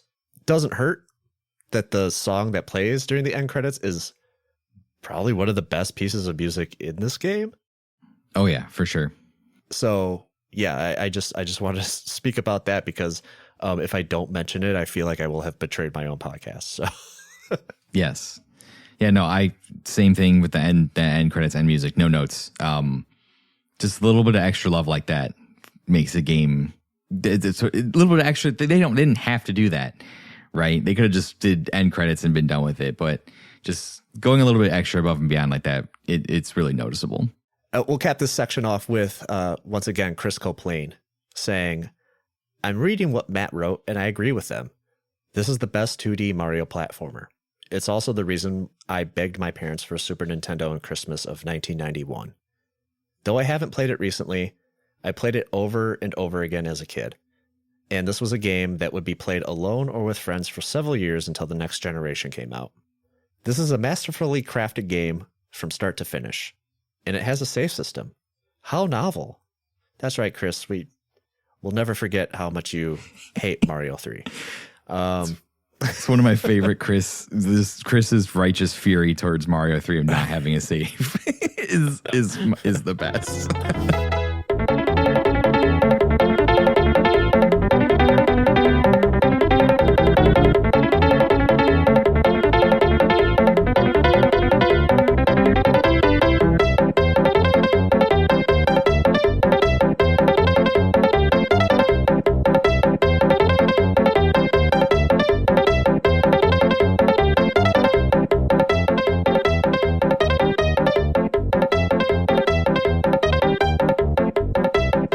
Listeners don't know, I did a Super Mario World episode on Unlockables when you were doing like the 12 games of Christmas. And years ago at this point. Yeah. And I do remember saying that as a 2D platformer, Mario World is the alpha and omega of platformers. So many platforming games that came after it. And this is actually a good segue into World 5 Legacy. So many platformers after it have just been doing Mario World, and a lot of games directly borrow from Mario World in the form of ROM hacks, because there's a massive ROM hacking community that started surrounding this game because there just weren't any. Nintendo just wasn't making 2D Mario games really anymore. They were just kind of making re-releases and ports on their handheld consoles. So there was no real mainline 2D Mario for quite a while. And so the ROM hacking community basically took that into their own hands and were literally making new 2D Mario games with the assets from Mario World. And so that also bred a certain sub-genre of those ROM hacks, which are the Kaizos, which started with Kaizo Mario World in 2007, if I remember correctly. Insane. And so then that also bred new platformers like Celeste or Super Meat Boy, even sections in Hollow Knight. I'm playing right now, as of this recording, I'm playing the new Shinobi game, the Art of Vengeance, I believe it's called. Ooh, yeah. And that even has very Kaizo-like levels if you so choose to do them. And so all of this stuff is coming from Super Mario World. And that's why I said on your podcast, Super Mario World is the alpha and the omega of platformers, because all roads lead directly to Super Mario World. Change my mind. I don't have to change your mind because I don't disagree with you.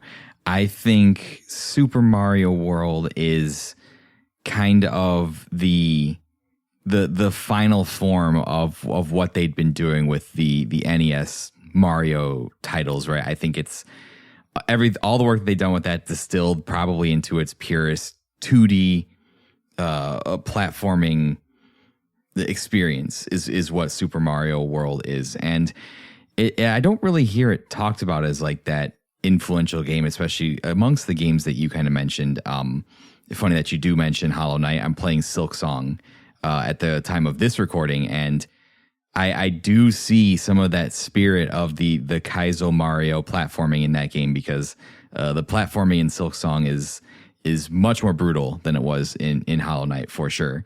But yeah, I think that Super Mario World kind of became like the quintessential platformer. It kind of represented the best of what they had learned during their time making the games on the NES. And then Super Mario World was kind of like the definitive statement on that. And after Super Mario World, we wouldn't get like a fresh take on a 2D Mario game. I think like a definite, like just a 2D platformer until the new Super Mario Bros. Games. I mean, we went to Mario 64, and then that kicked off all the 3D Mario games that would come out. Mario did some RPG stuff, and then he started racing karts and playing sports with his friends and all that stuff. And 2D Mario, once he went 3D, kind of went away for a while. And for the longest time, like Super Mario World was that final say on what 2D Mario was, because Mario 64 was a cultural phenomenon, and we have mixed fights in our podcasting group about how good Super Mario Sunshine is. I don't think anybody dismisses the fact that Galaxy is an incredible game. Galaxy 2 less so. I think that game is still pretty good though. So, but yeah, even amongst like the new Super Mario Bros. Games, or even Super Mario Bros. Wonder, which I really enjoyed, to me, they have not surpassed what Super Mario World is as a definitive Mario game. And it's the game that I think about when I think about how Mario should run and move and platform, like the specific mechanics and the how floaty he is and the weight and the way that he moves and stops is the way that I think that should work is how Super Mario World plays. Like that's my definitive way I think that Mario should move. And I see a lot of that even in the 3D games. I know it's not moving around the same space, but the weightiness kind of feels the same in Super Mario 64, and he's gotten a little bit lighter, a little bit more floatier as the 3D games have gone on. But I can still kind of go back from a 3D game to Super Mario World and be like, oh yeah, like this is how Mario is supposed to feel. I don't know if that like makes sense, but it's felt consistent since that game has come out. All the games that they've put out since. I mean, there's no doubt like a little bit of refinements, and of course with the 3D Marios, he has a different tool set as far as the way he moves and stuff. But yeah, I think for the most part, especially in the 2D titles, his movement has been pretty consistent. And, I didn't really feel like, I haven't played all of the new Super Mario Brothers games. I've played like 2 of them, and, two's enough. Yeah. And I'm going to like just slightly push back on what you said earlier, that they really, what did you say about, I don't remember the word you used. They return to that style of game, or damn it, Eric, play back the tape.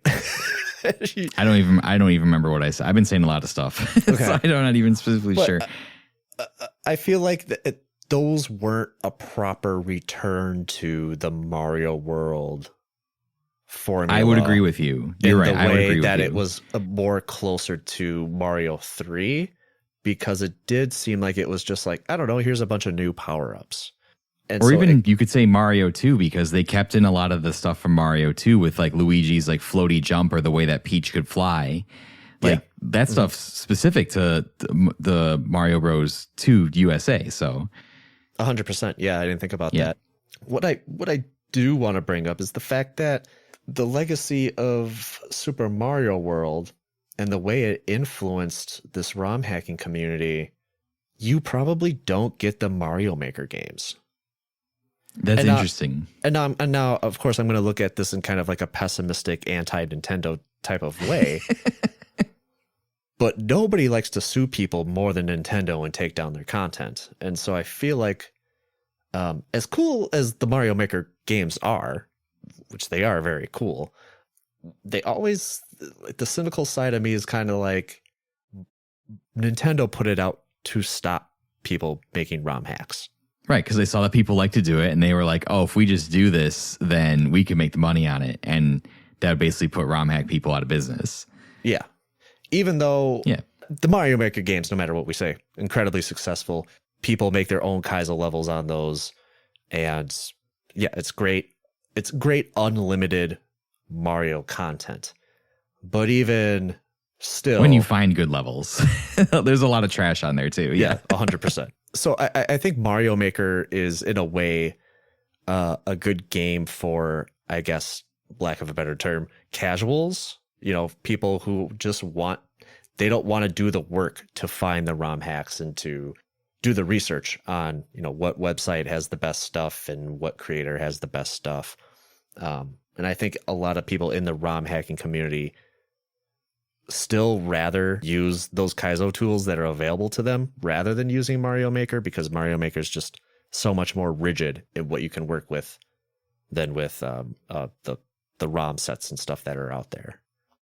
Yeah, I'm sure you can go under the hood of those ROM sets and really tinker with specific stuff if you want custom stuff in there for sure. And yeah, again, it's always pessimistic when you talk about Nintendo's true intentions. But it is very cool that they gave us a tool to make levels based off of one of our favorite games, our favorite platformers. Not a lot of other companies would do that, make that sort of resources available. I can't think of another company or like game series with the same weight and power as Mario that has something like that. Like there are like RPG Maker games and stuff like that, but nothing to like the ease of simplicity and the accessibility of something like a Mario Maker for sure.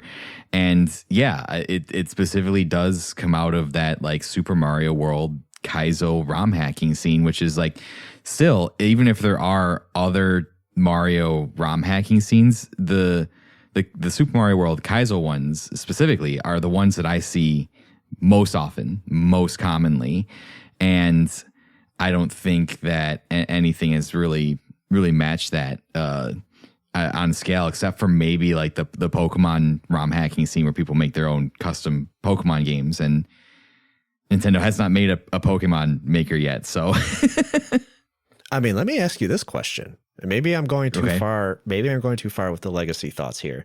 If Mario World doesn't exist, and the byproduct of the Kaizos and the ROM hacks don't exist, do Let's Plays become as popular as they did in 2008? Yeah, I think so, because there were several different categories of Let's Players. I think the thing that really blew up Let's Play was people playing horror games, because back then people would record themselves playing the horror games, just like scream and be over the top, and that's what became really popular. I feel like that came later, though. I feel like that was like 2013, 2014. Maybe. I started watching video game content when I played Call of Duty, so I can't really speak to it. So, and people would just have gameplay and talk over Call of Duty gameplay. That was what video game content was. But slamming a code red.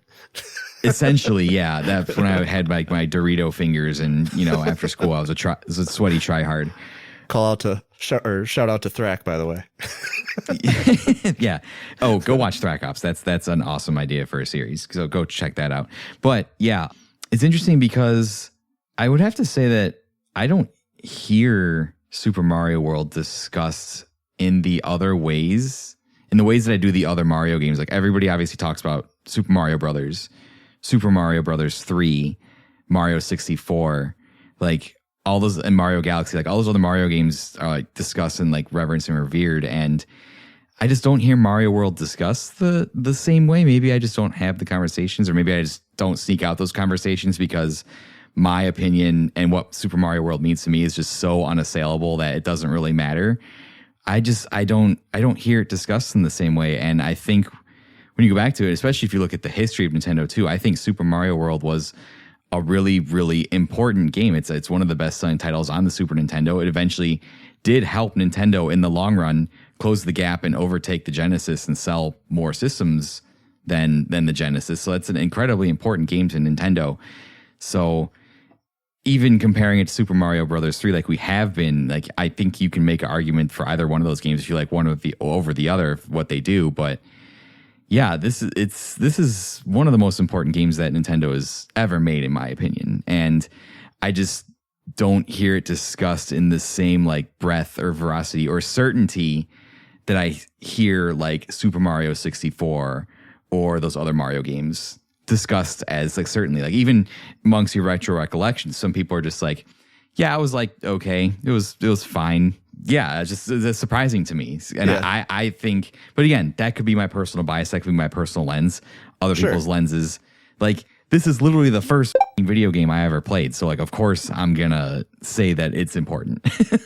Yeah, you know me. Like, I often like to speak in absolutes. And I think maybe my legacy argument, it could be a little unhinged and biased.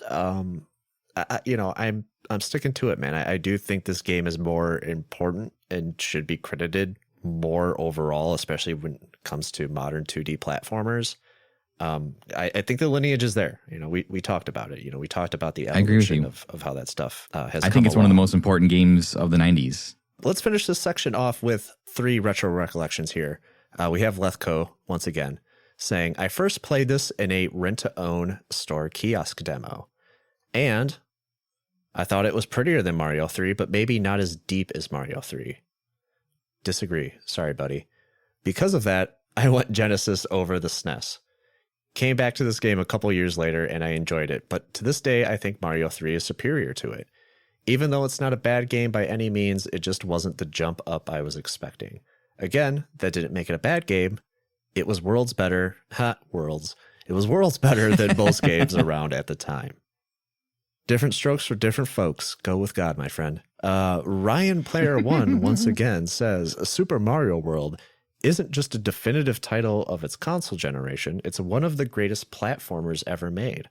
I remember my first time playing it as a kid was in a hotel conference room while someone was trying to sell my mom a timeshare. What a story. I'm sure they were doing something else with your mom at this hotel room, buddy. Sorry to be the bearer of bad news. Sorry to... not a great day for her, I'm sure. Jeez, that doesn't help, Ryan. Come on. Oh, man. But it was amazing for me. Damn it, I'm totally ruined. It's okay. Ryan will think it's funny. I didn't own a Super Nintendo, but the game immediately made a huge impression due to it being so different from my favorite 2D Mario game at the time, Super Mario Brothers 3, previous episode with Ryan. When I finally got to play it at length and discover all its secrets, I was blown away. While World will never personally stack up to 3 for me, I know that's mostly because of nostalgia. By almost every objective measure, Super Mario World is the superior game.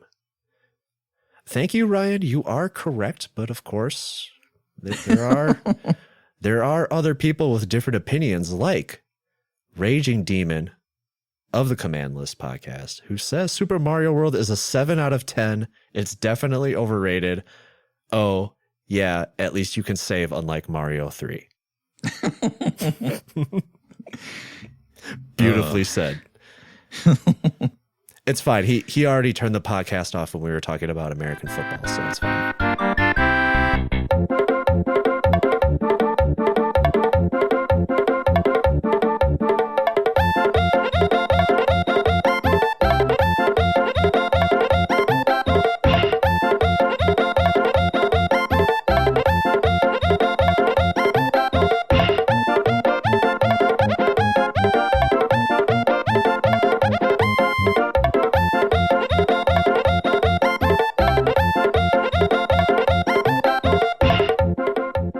brings us to World 6, which is the quiz for today's podcast.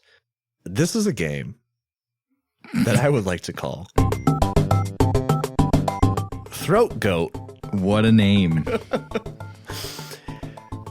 game could be anything. It'll all make sense very soon. Oh man. The rules are simple, Eric. I'm going to name a thing. It could be an enemy, it could be an object, maybe something that you would find laying around in a video game level, perhaps. Okay. Your job is to tell me if it's something Yoshi can swallow or something Kirby can swallow. Oh. Or if it's something that neither one of these black holes can swallow. So basically, we're here to find out which one of these little guys is the true throat goat. I'm speechless. All right. Yeah. Let's test my throat knowledge. Let's do it. God. Object 1, I guess, is stage environment. So like things like food and animals and plants. I believe that both Yoshi and Kirby can suck up stage environments. Am I playing the game right? It's either Yoshi, Kirby, or neither. Or neither. Stage environments. Let's go with Kirby. I'm sorry, Eric. Hold on a second, but he can suck up food and he can suck up blocks. Are blocks not stage environments? I'm going like literal like environment, like okay. Like I said, like plants, like that would include like trees and like fair. The actual environment. Okay, that's fair. I'll take that. So it was neither. No, it was Yoshi. It was Yoshi. Oh, it was Yoshi. Okay, yeah, Yoshi can. God damn it. Grab apples and fruits. Yeah. I was thinking too literally like level design. Okay. Let me lock in. All right. As the kids would say. Object 2, armored enemies. It's very specific things here. Armored enemies. Armored enemies have to be Kirby. Are you kidding? The sword guy is armored. The sword guy? Yeah, you suck up the sword guy. He's armored, and then you get the sword power up. He's not. He's wearing armor, but he's not like. He's not like in the sense of like, oh, you can't normally. You have to attack this person from a certain type of mechanical way. So you're saying that I'm taking it too literally? Yeah, a little bit. Okay. Yeah. So that is Yoshi. Yoshi can eat armored enemies. Disaster. Okay. Object or thing 3, ghosts. The paranormal. I'm gonna go. I don't think Yoshi can swallow the ghosts.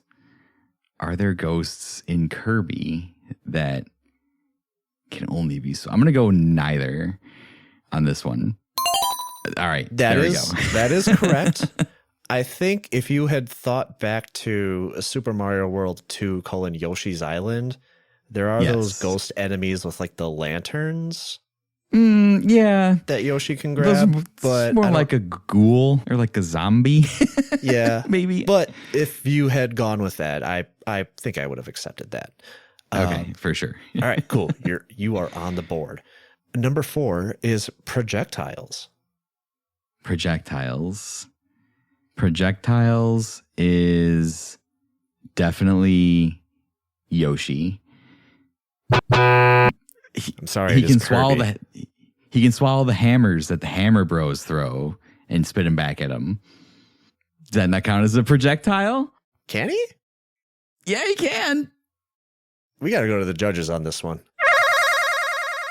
What's up, guys? Future Keith here with a quick update. So while I was editing this episode, I went ahead and booted up Super Mario World, went into the first stage of the Forest of Illusion, where I know for a fact there is a Hammer Brothers in there, grabbed Yoshi and tried to swallow some hammers, and found out that Yoshi cannot swallow hammers. I also provided a screenshot of proof of this in the show notes if you want to take a look. So the ruling on the field stands. Eric is still incorrect. 10-yard penalty, 5th down, because the 5th question is coming up. Yeah, sorry, no. I'm going with Kirby on this one because most of the time as Yoshi, his tongue just wiggles or whatever. And he's like, yeah, no, I'm not doing that. Don't like that. So, Object 5, UFOs. UFOs is definitely Kirby. Because there's a UFO power-up on that specifically. Yep.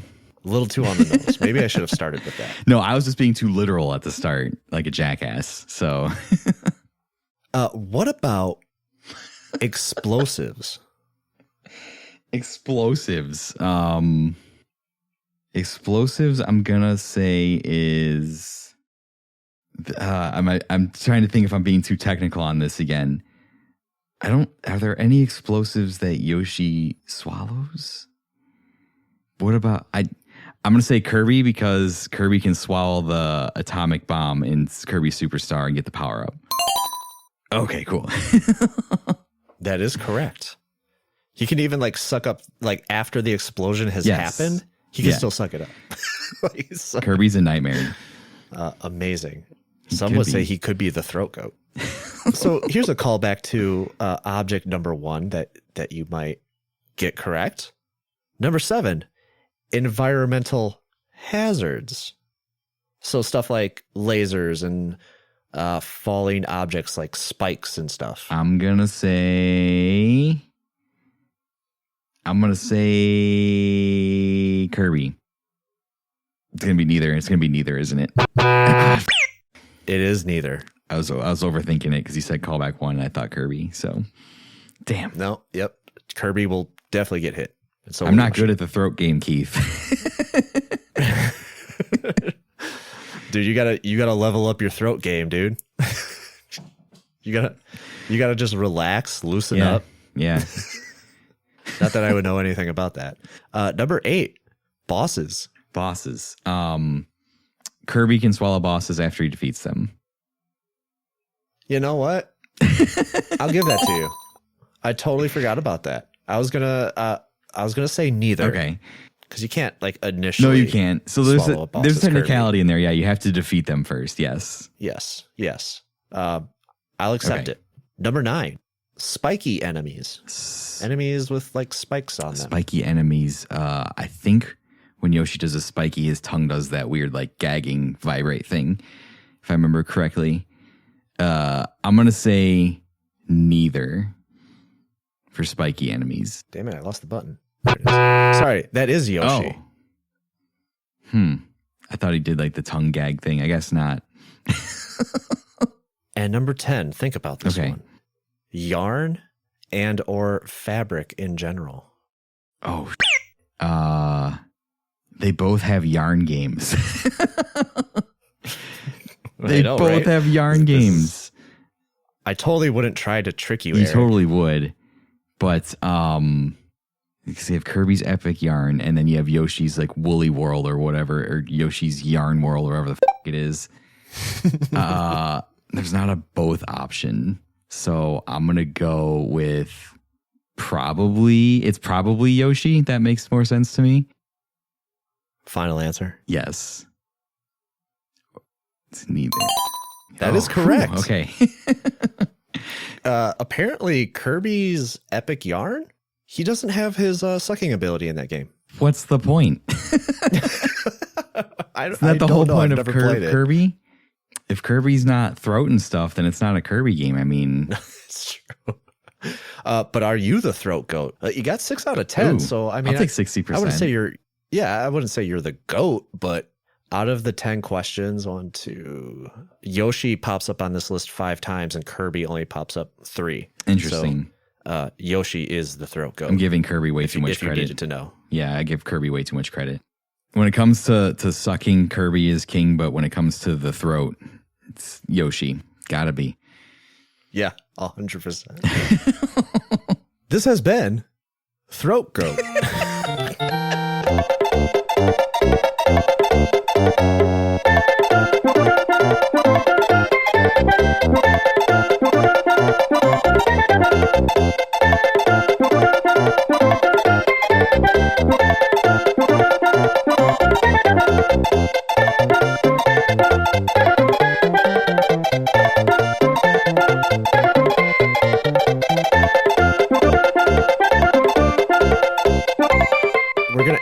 podcast here on World 7, and we're not really going to talk about whether or not, again, we're going to recommend Super Mario World because, I mean, up top, we talked about it enough in Legacy. Like, this is like one of the best games of all time. I think I'll end this with Captain N's retro recollection here, from the Retrotopia podcast, of course. Super Mario World holds a special place in my childhood. From the moment we found the Super Nintendo under the tree to this day, I love this game. It's a near-perfect platformer that entertains, excites, and challenges you. Couple that with it being a packing game, and it was a time I wish I could go back to.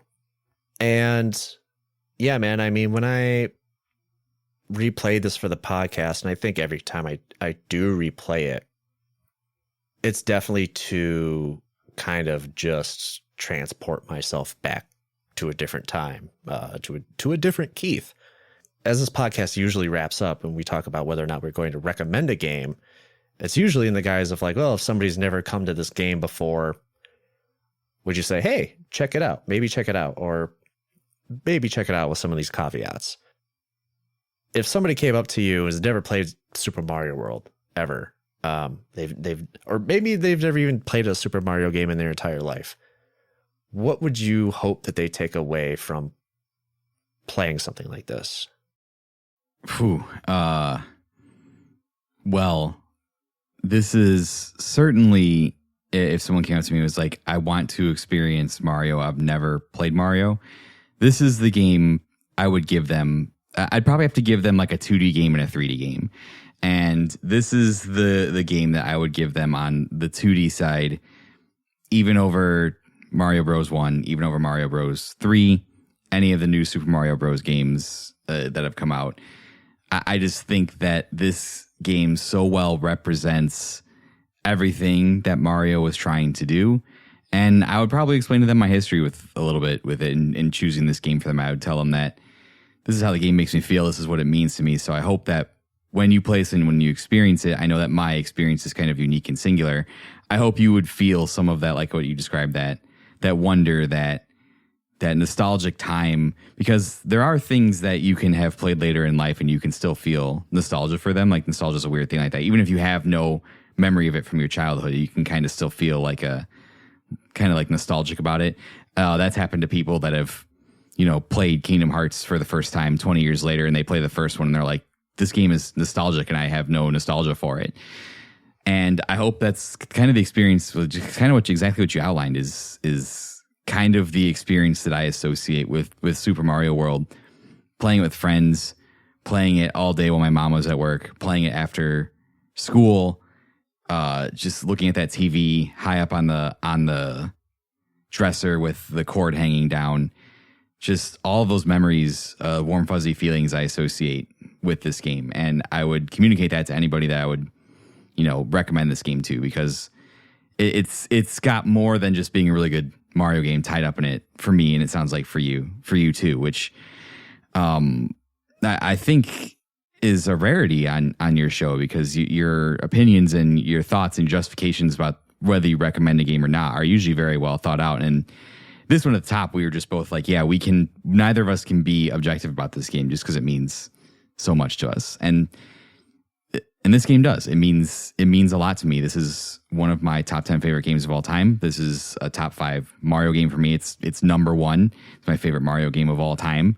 I played this game the last 2 years, both times after both of my sons were born. And it just kind of put me in a headspace to be able to undertake that journey that I've played. Kind of started that journey off by playing Super Mario World. And I hope to get to share this game with them one day for sure too. So that's just how much it means to me. And some games transcend, I think, our ability to be critical about anything. This one certainly does for me.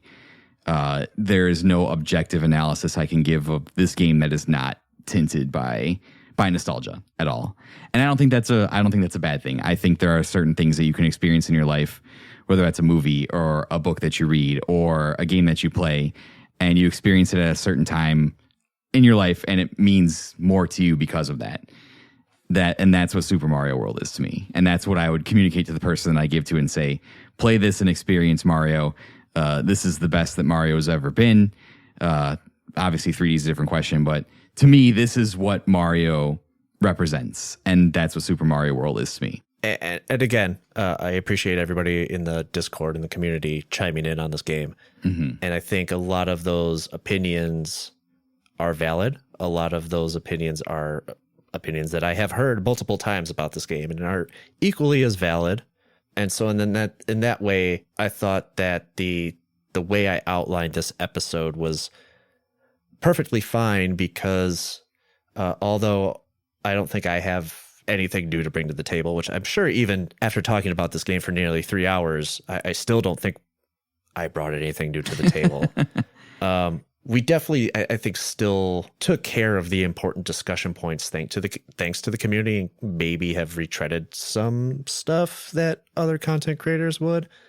But at the end of the day, I didn't want to sit here and also just have a gush fest, but I also didn't. There was no way I was also going to try. I can't, like, playing the game, I was trying to find something that I didn't like, or something that I was like, mechanically this doesn't work. And I couldn't. And you would think maybe I could, like out of all of the times that I have played Super Mario World, there'd probably be one little thing that is like nagging me that I would nitpick about. And I can't. I couldn't. And I think there's going to be a lot of those games in my Super Nintendo coverage that I just won't be able to do. I mean, and it's going to happen again when I talk about the PlayStation. The PlayStation and the Super Nintendo are both so ingrained in like what I became, and, to returning listeners, I mean, you've heard my Super Metroid episode. It's very much the same thing. There was no way I was going to talk about Super Metroid in a way that I could like deconstruct it and be like, this doesn't work because of this and whatever, and like look at it objectively. There's no way it was going to happen. Hope nobody's upset about the lack of development stuff. And again, Miyamoto worked on this game. Koji Kondo was the composer.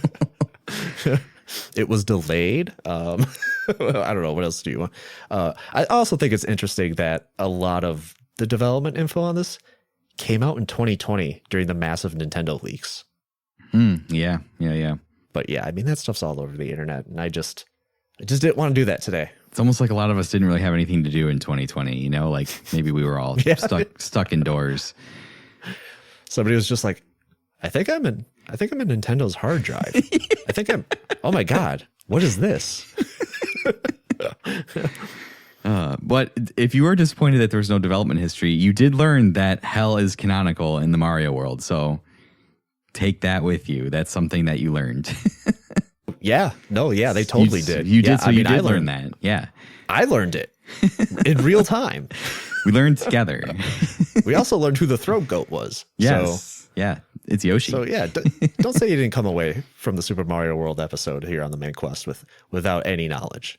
Speaking of coming away from the main quest, Eric, I appreciate you sitting in again on another long episode. I mean, the last time you were on, we did Kingdom Hearts.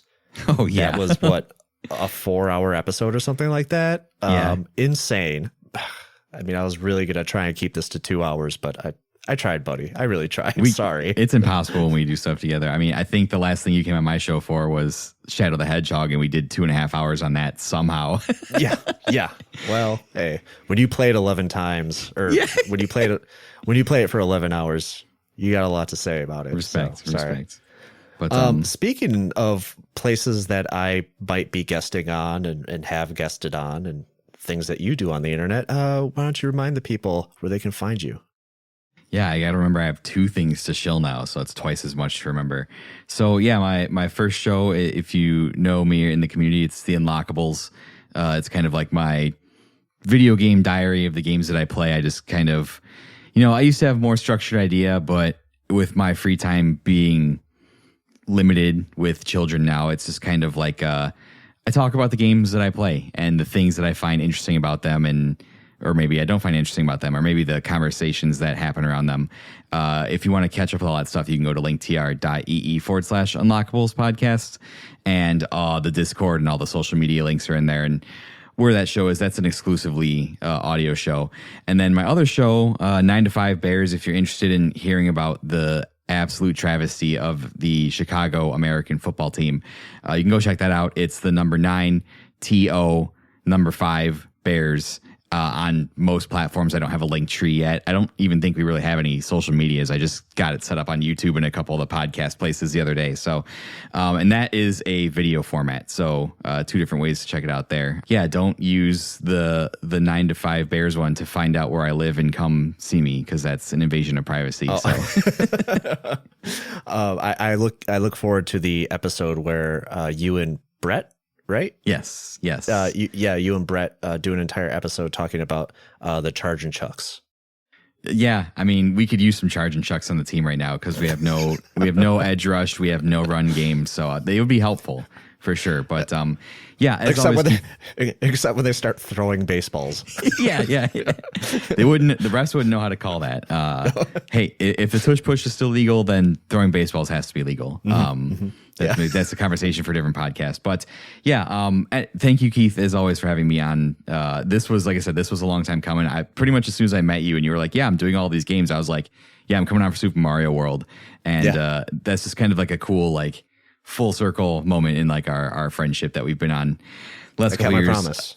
Yes, you did. Yeah, it's just really cool after all this time it finally happened. And coming on Main Quest is always an honor, and to hang out with you and your community. I hope your community enjoys the episodes that I come on. I give my best and give my all for them. And yeah, our episodes Appreciate always somehow turn into like 3-hour just ramble fest. Yes.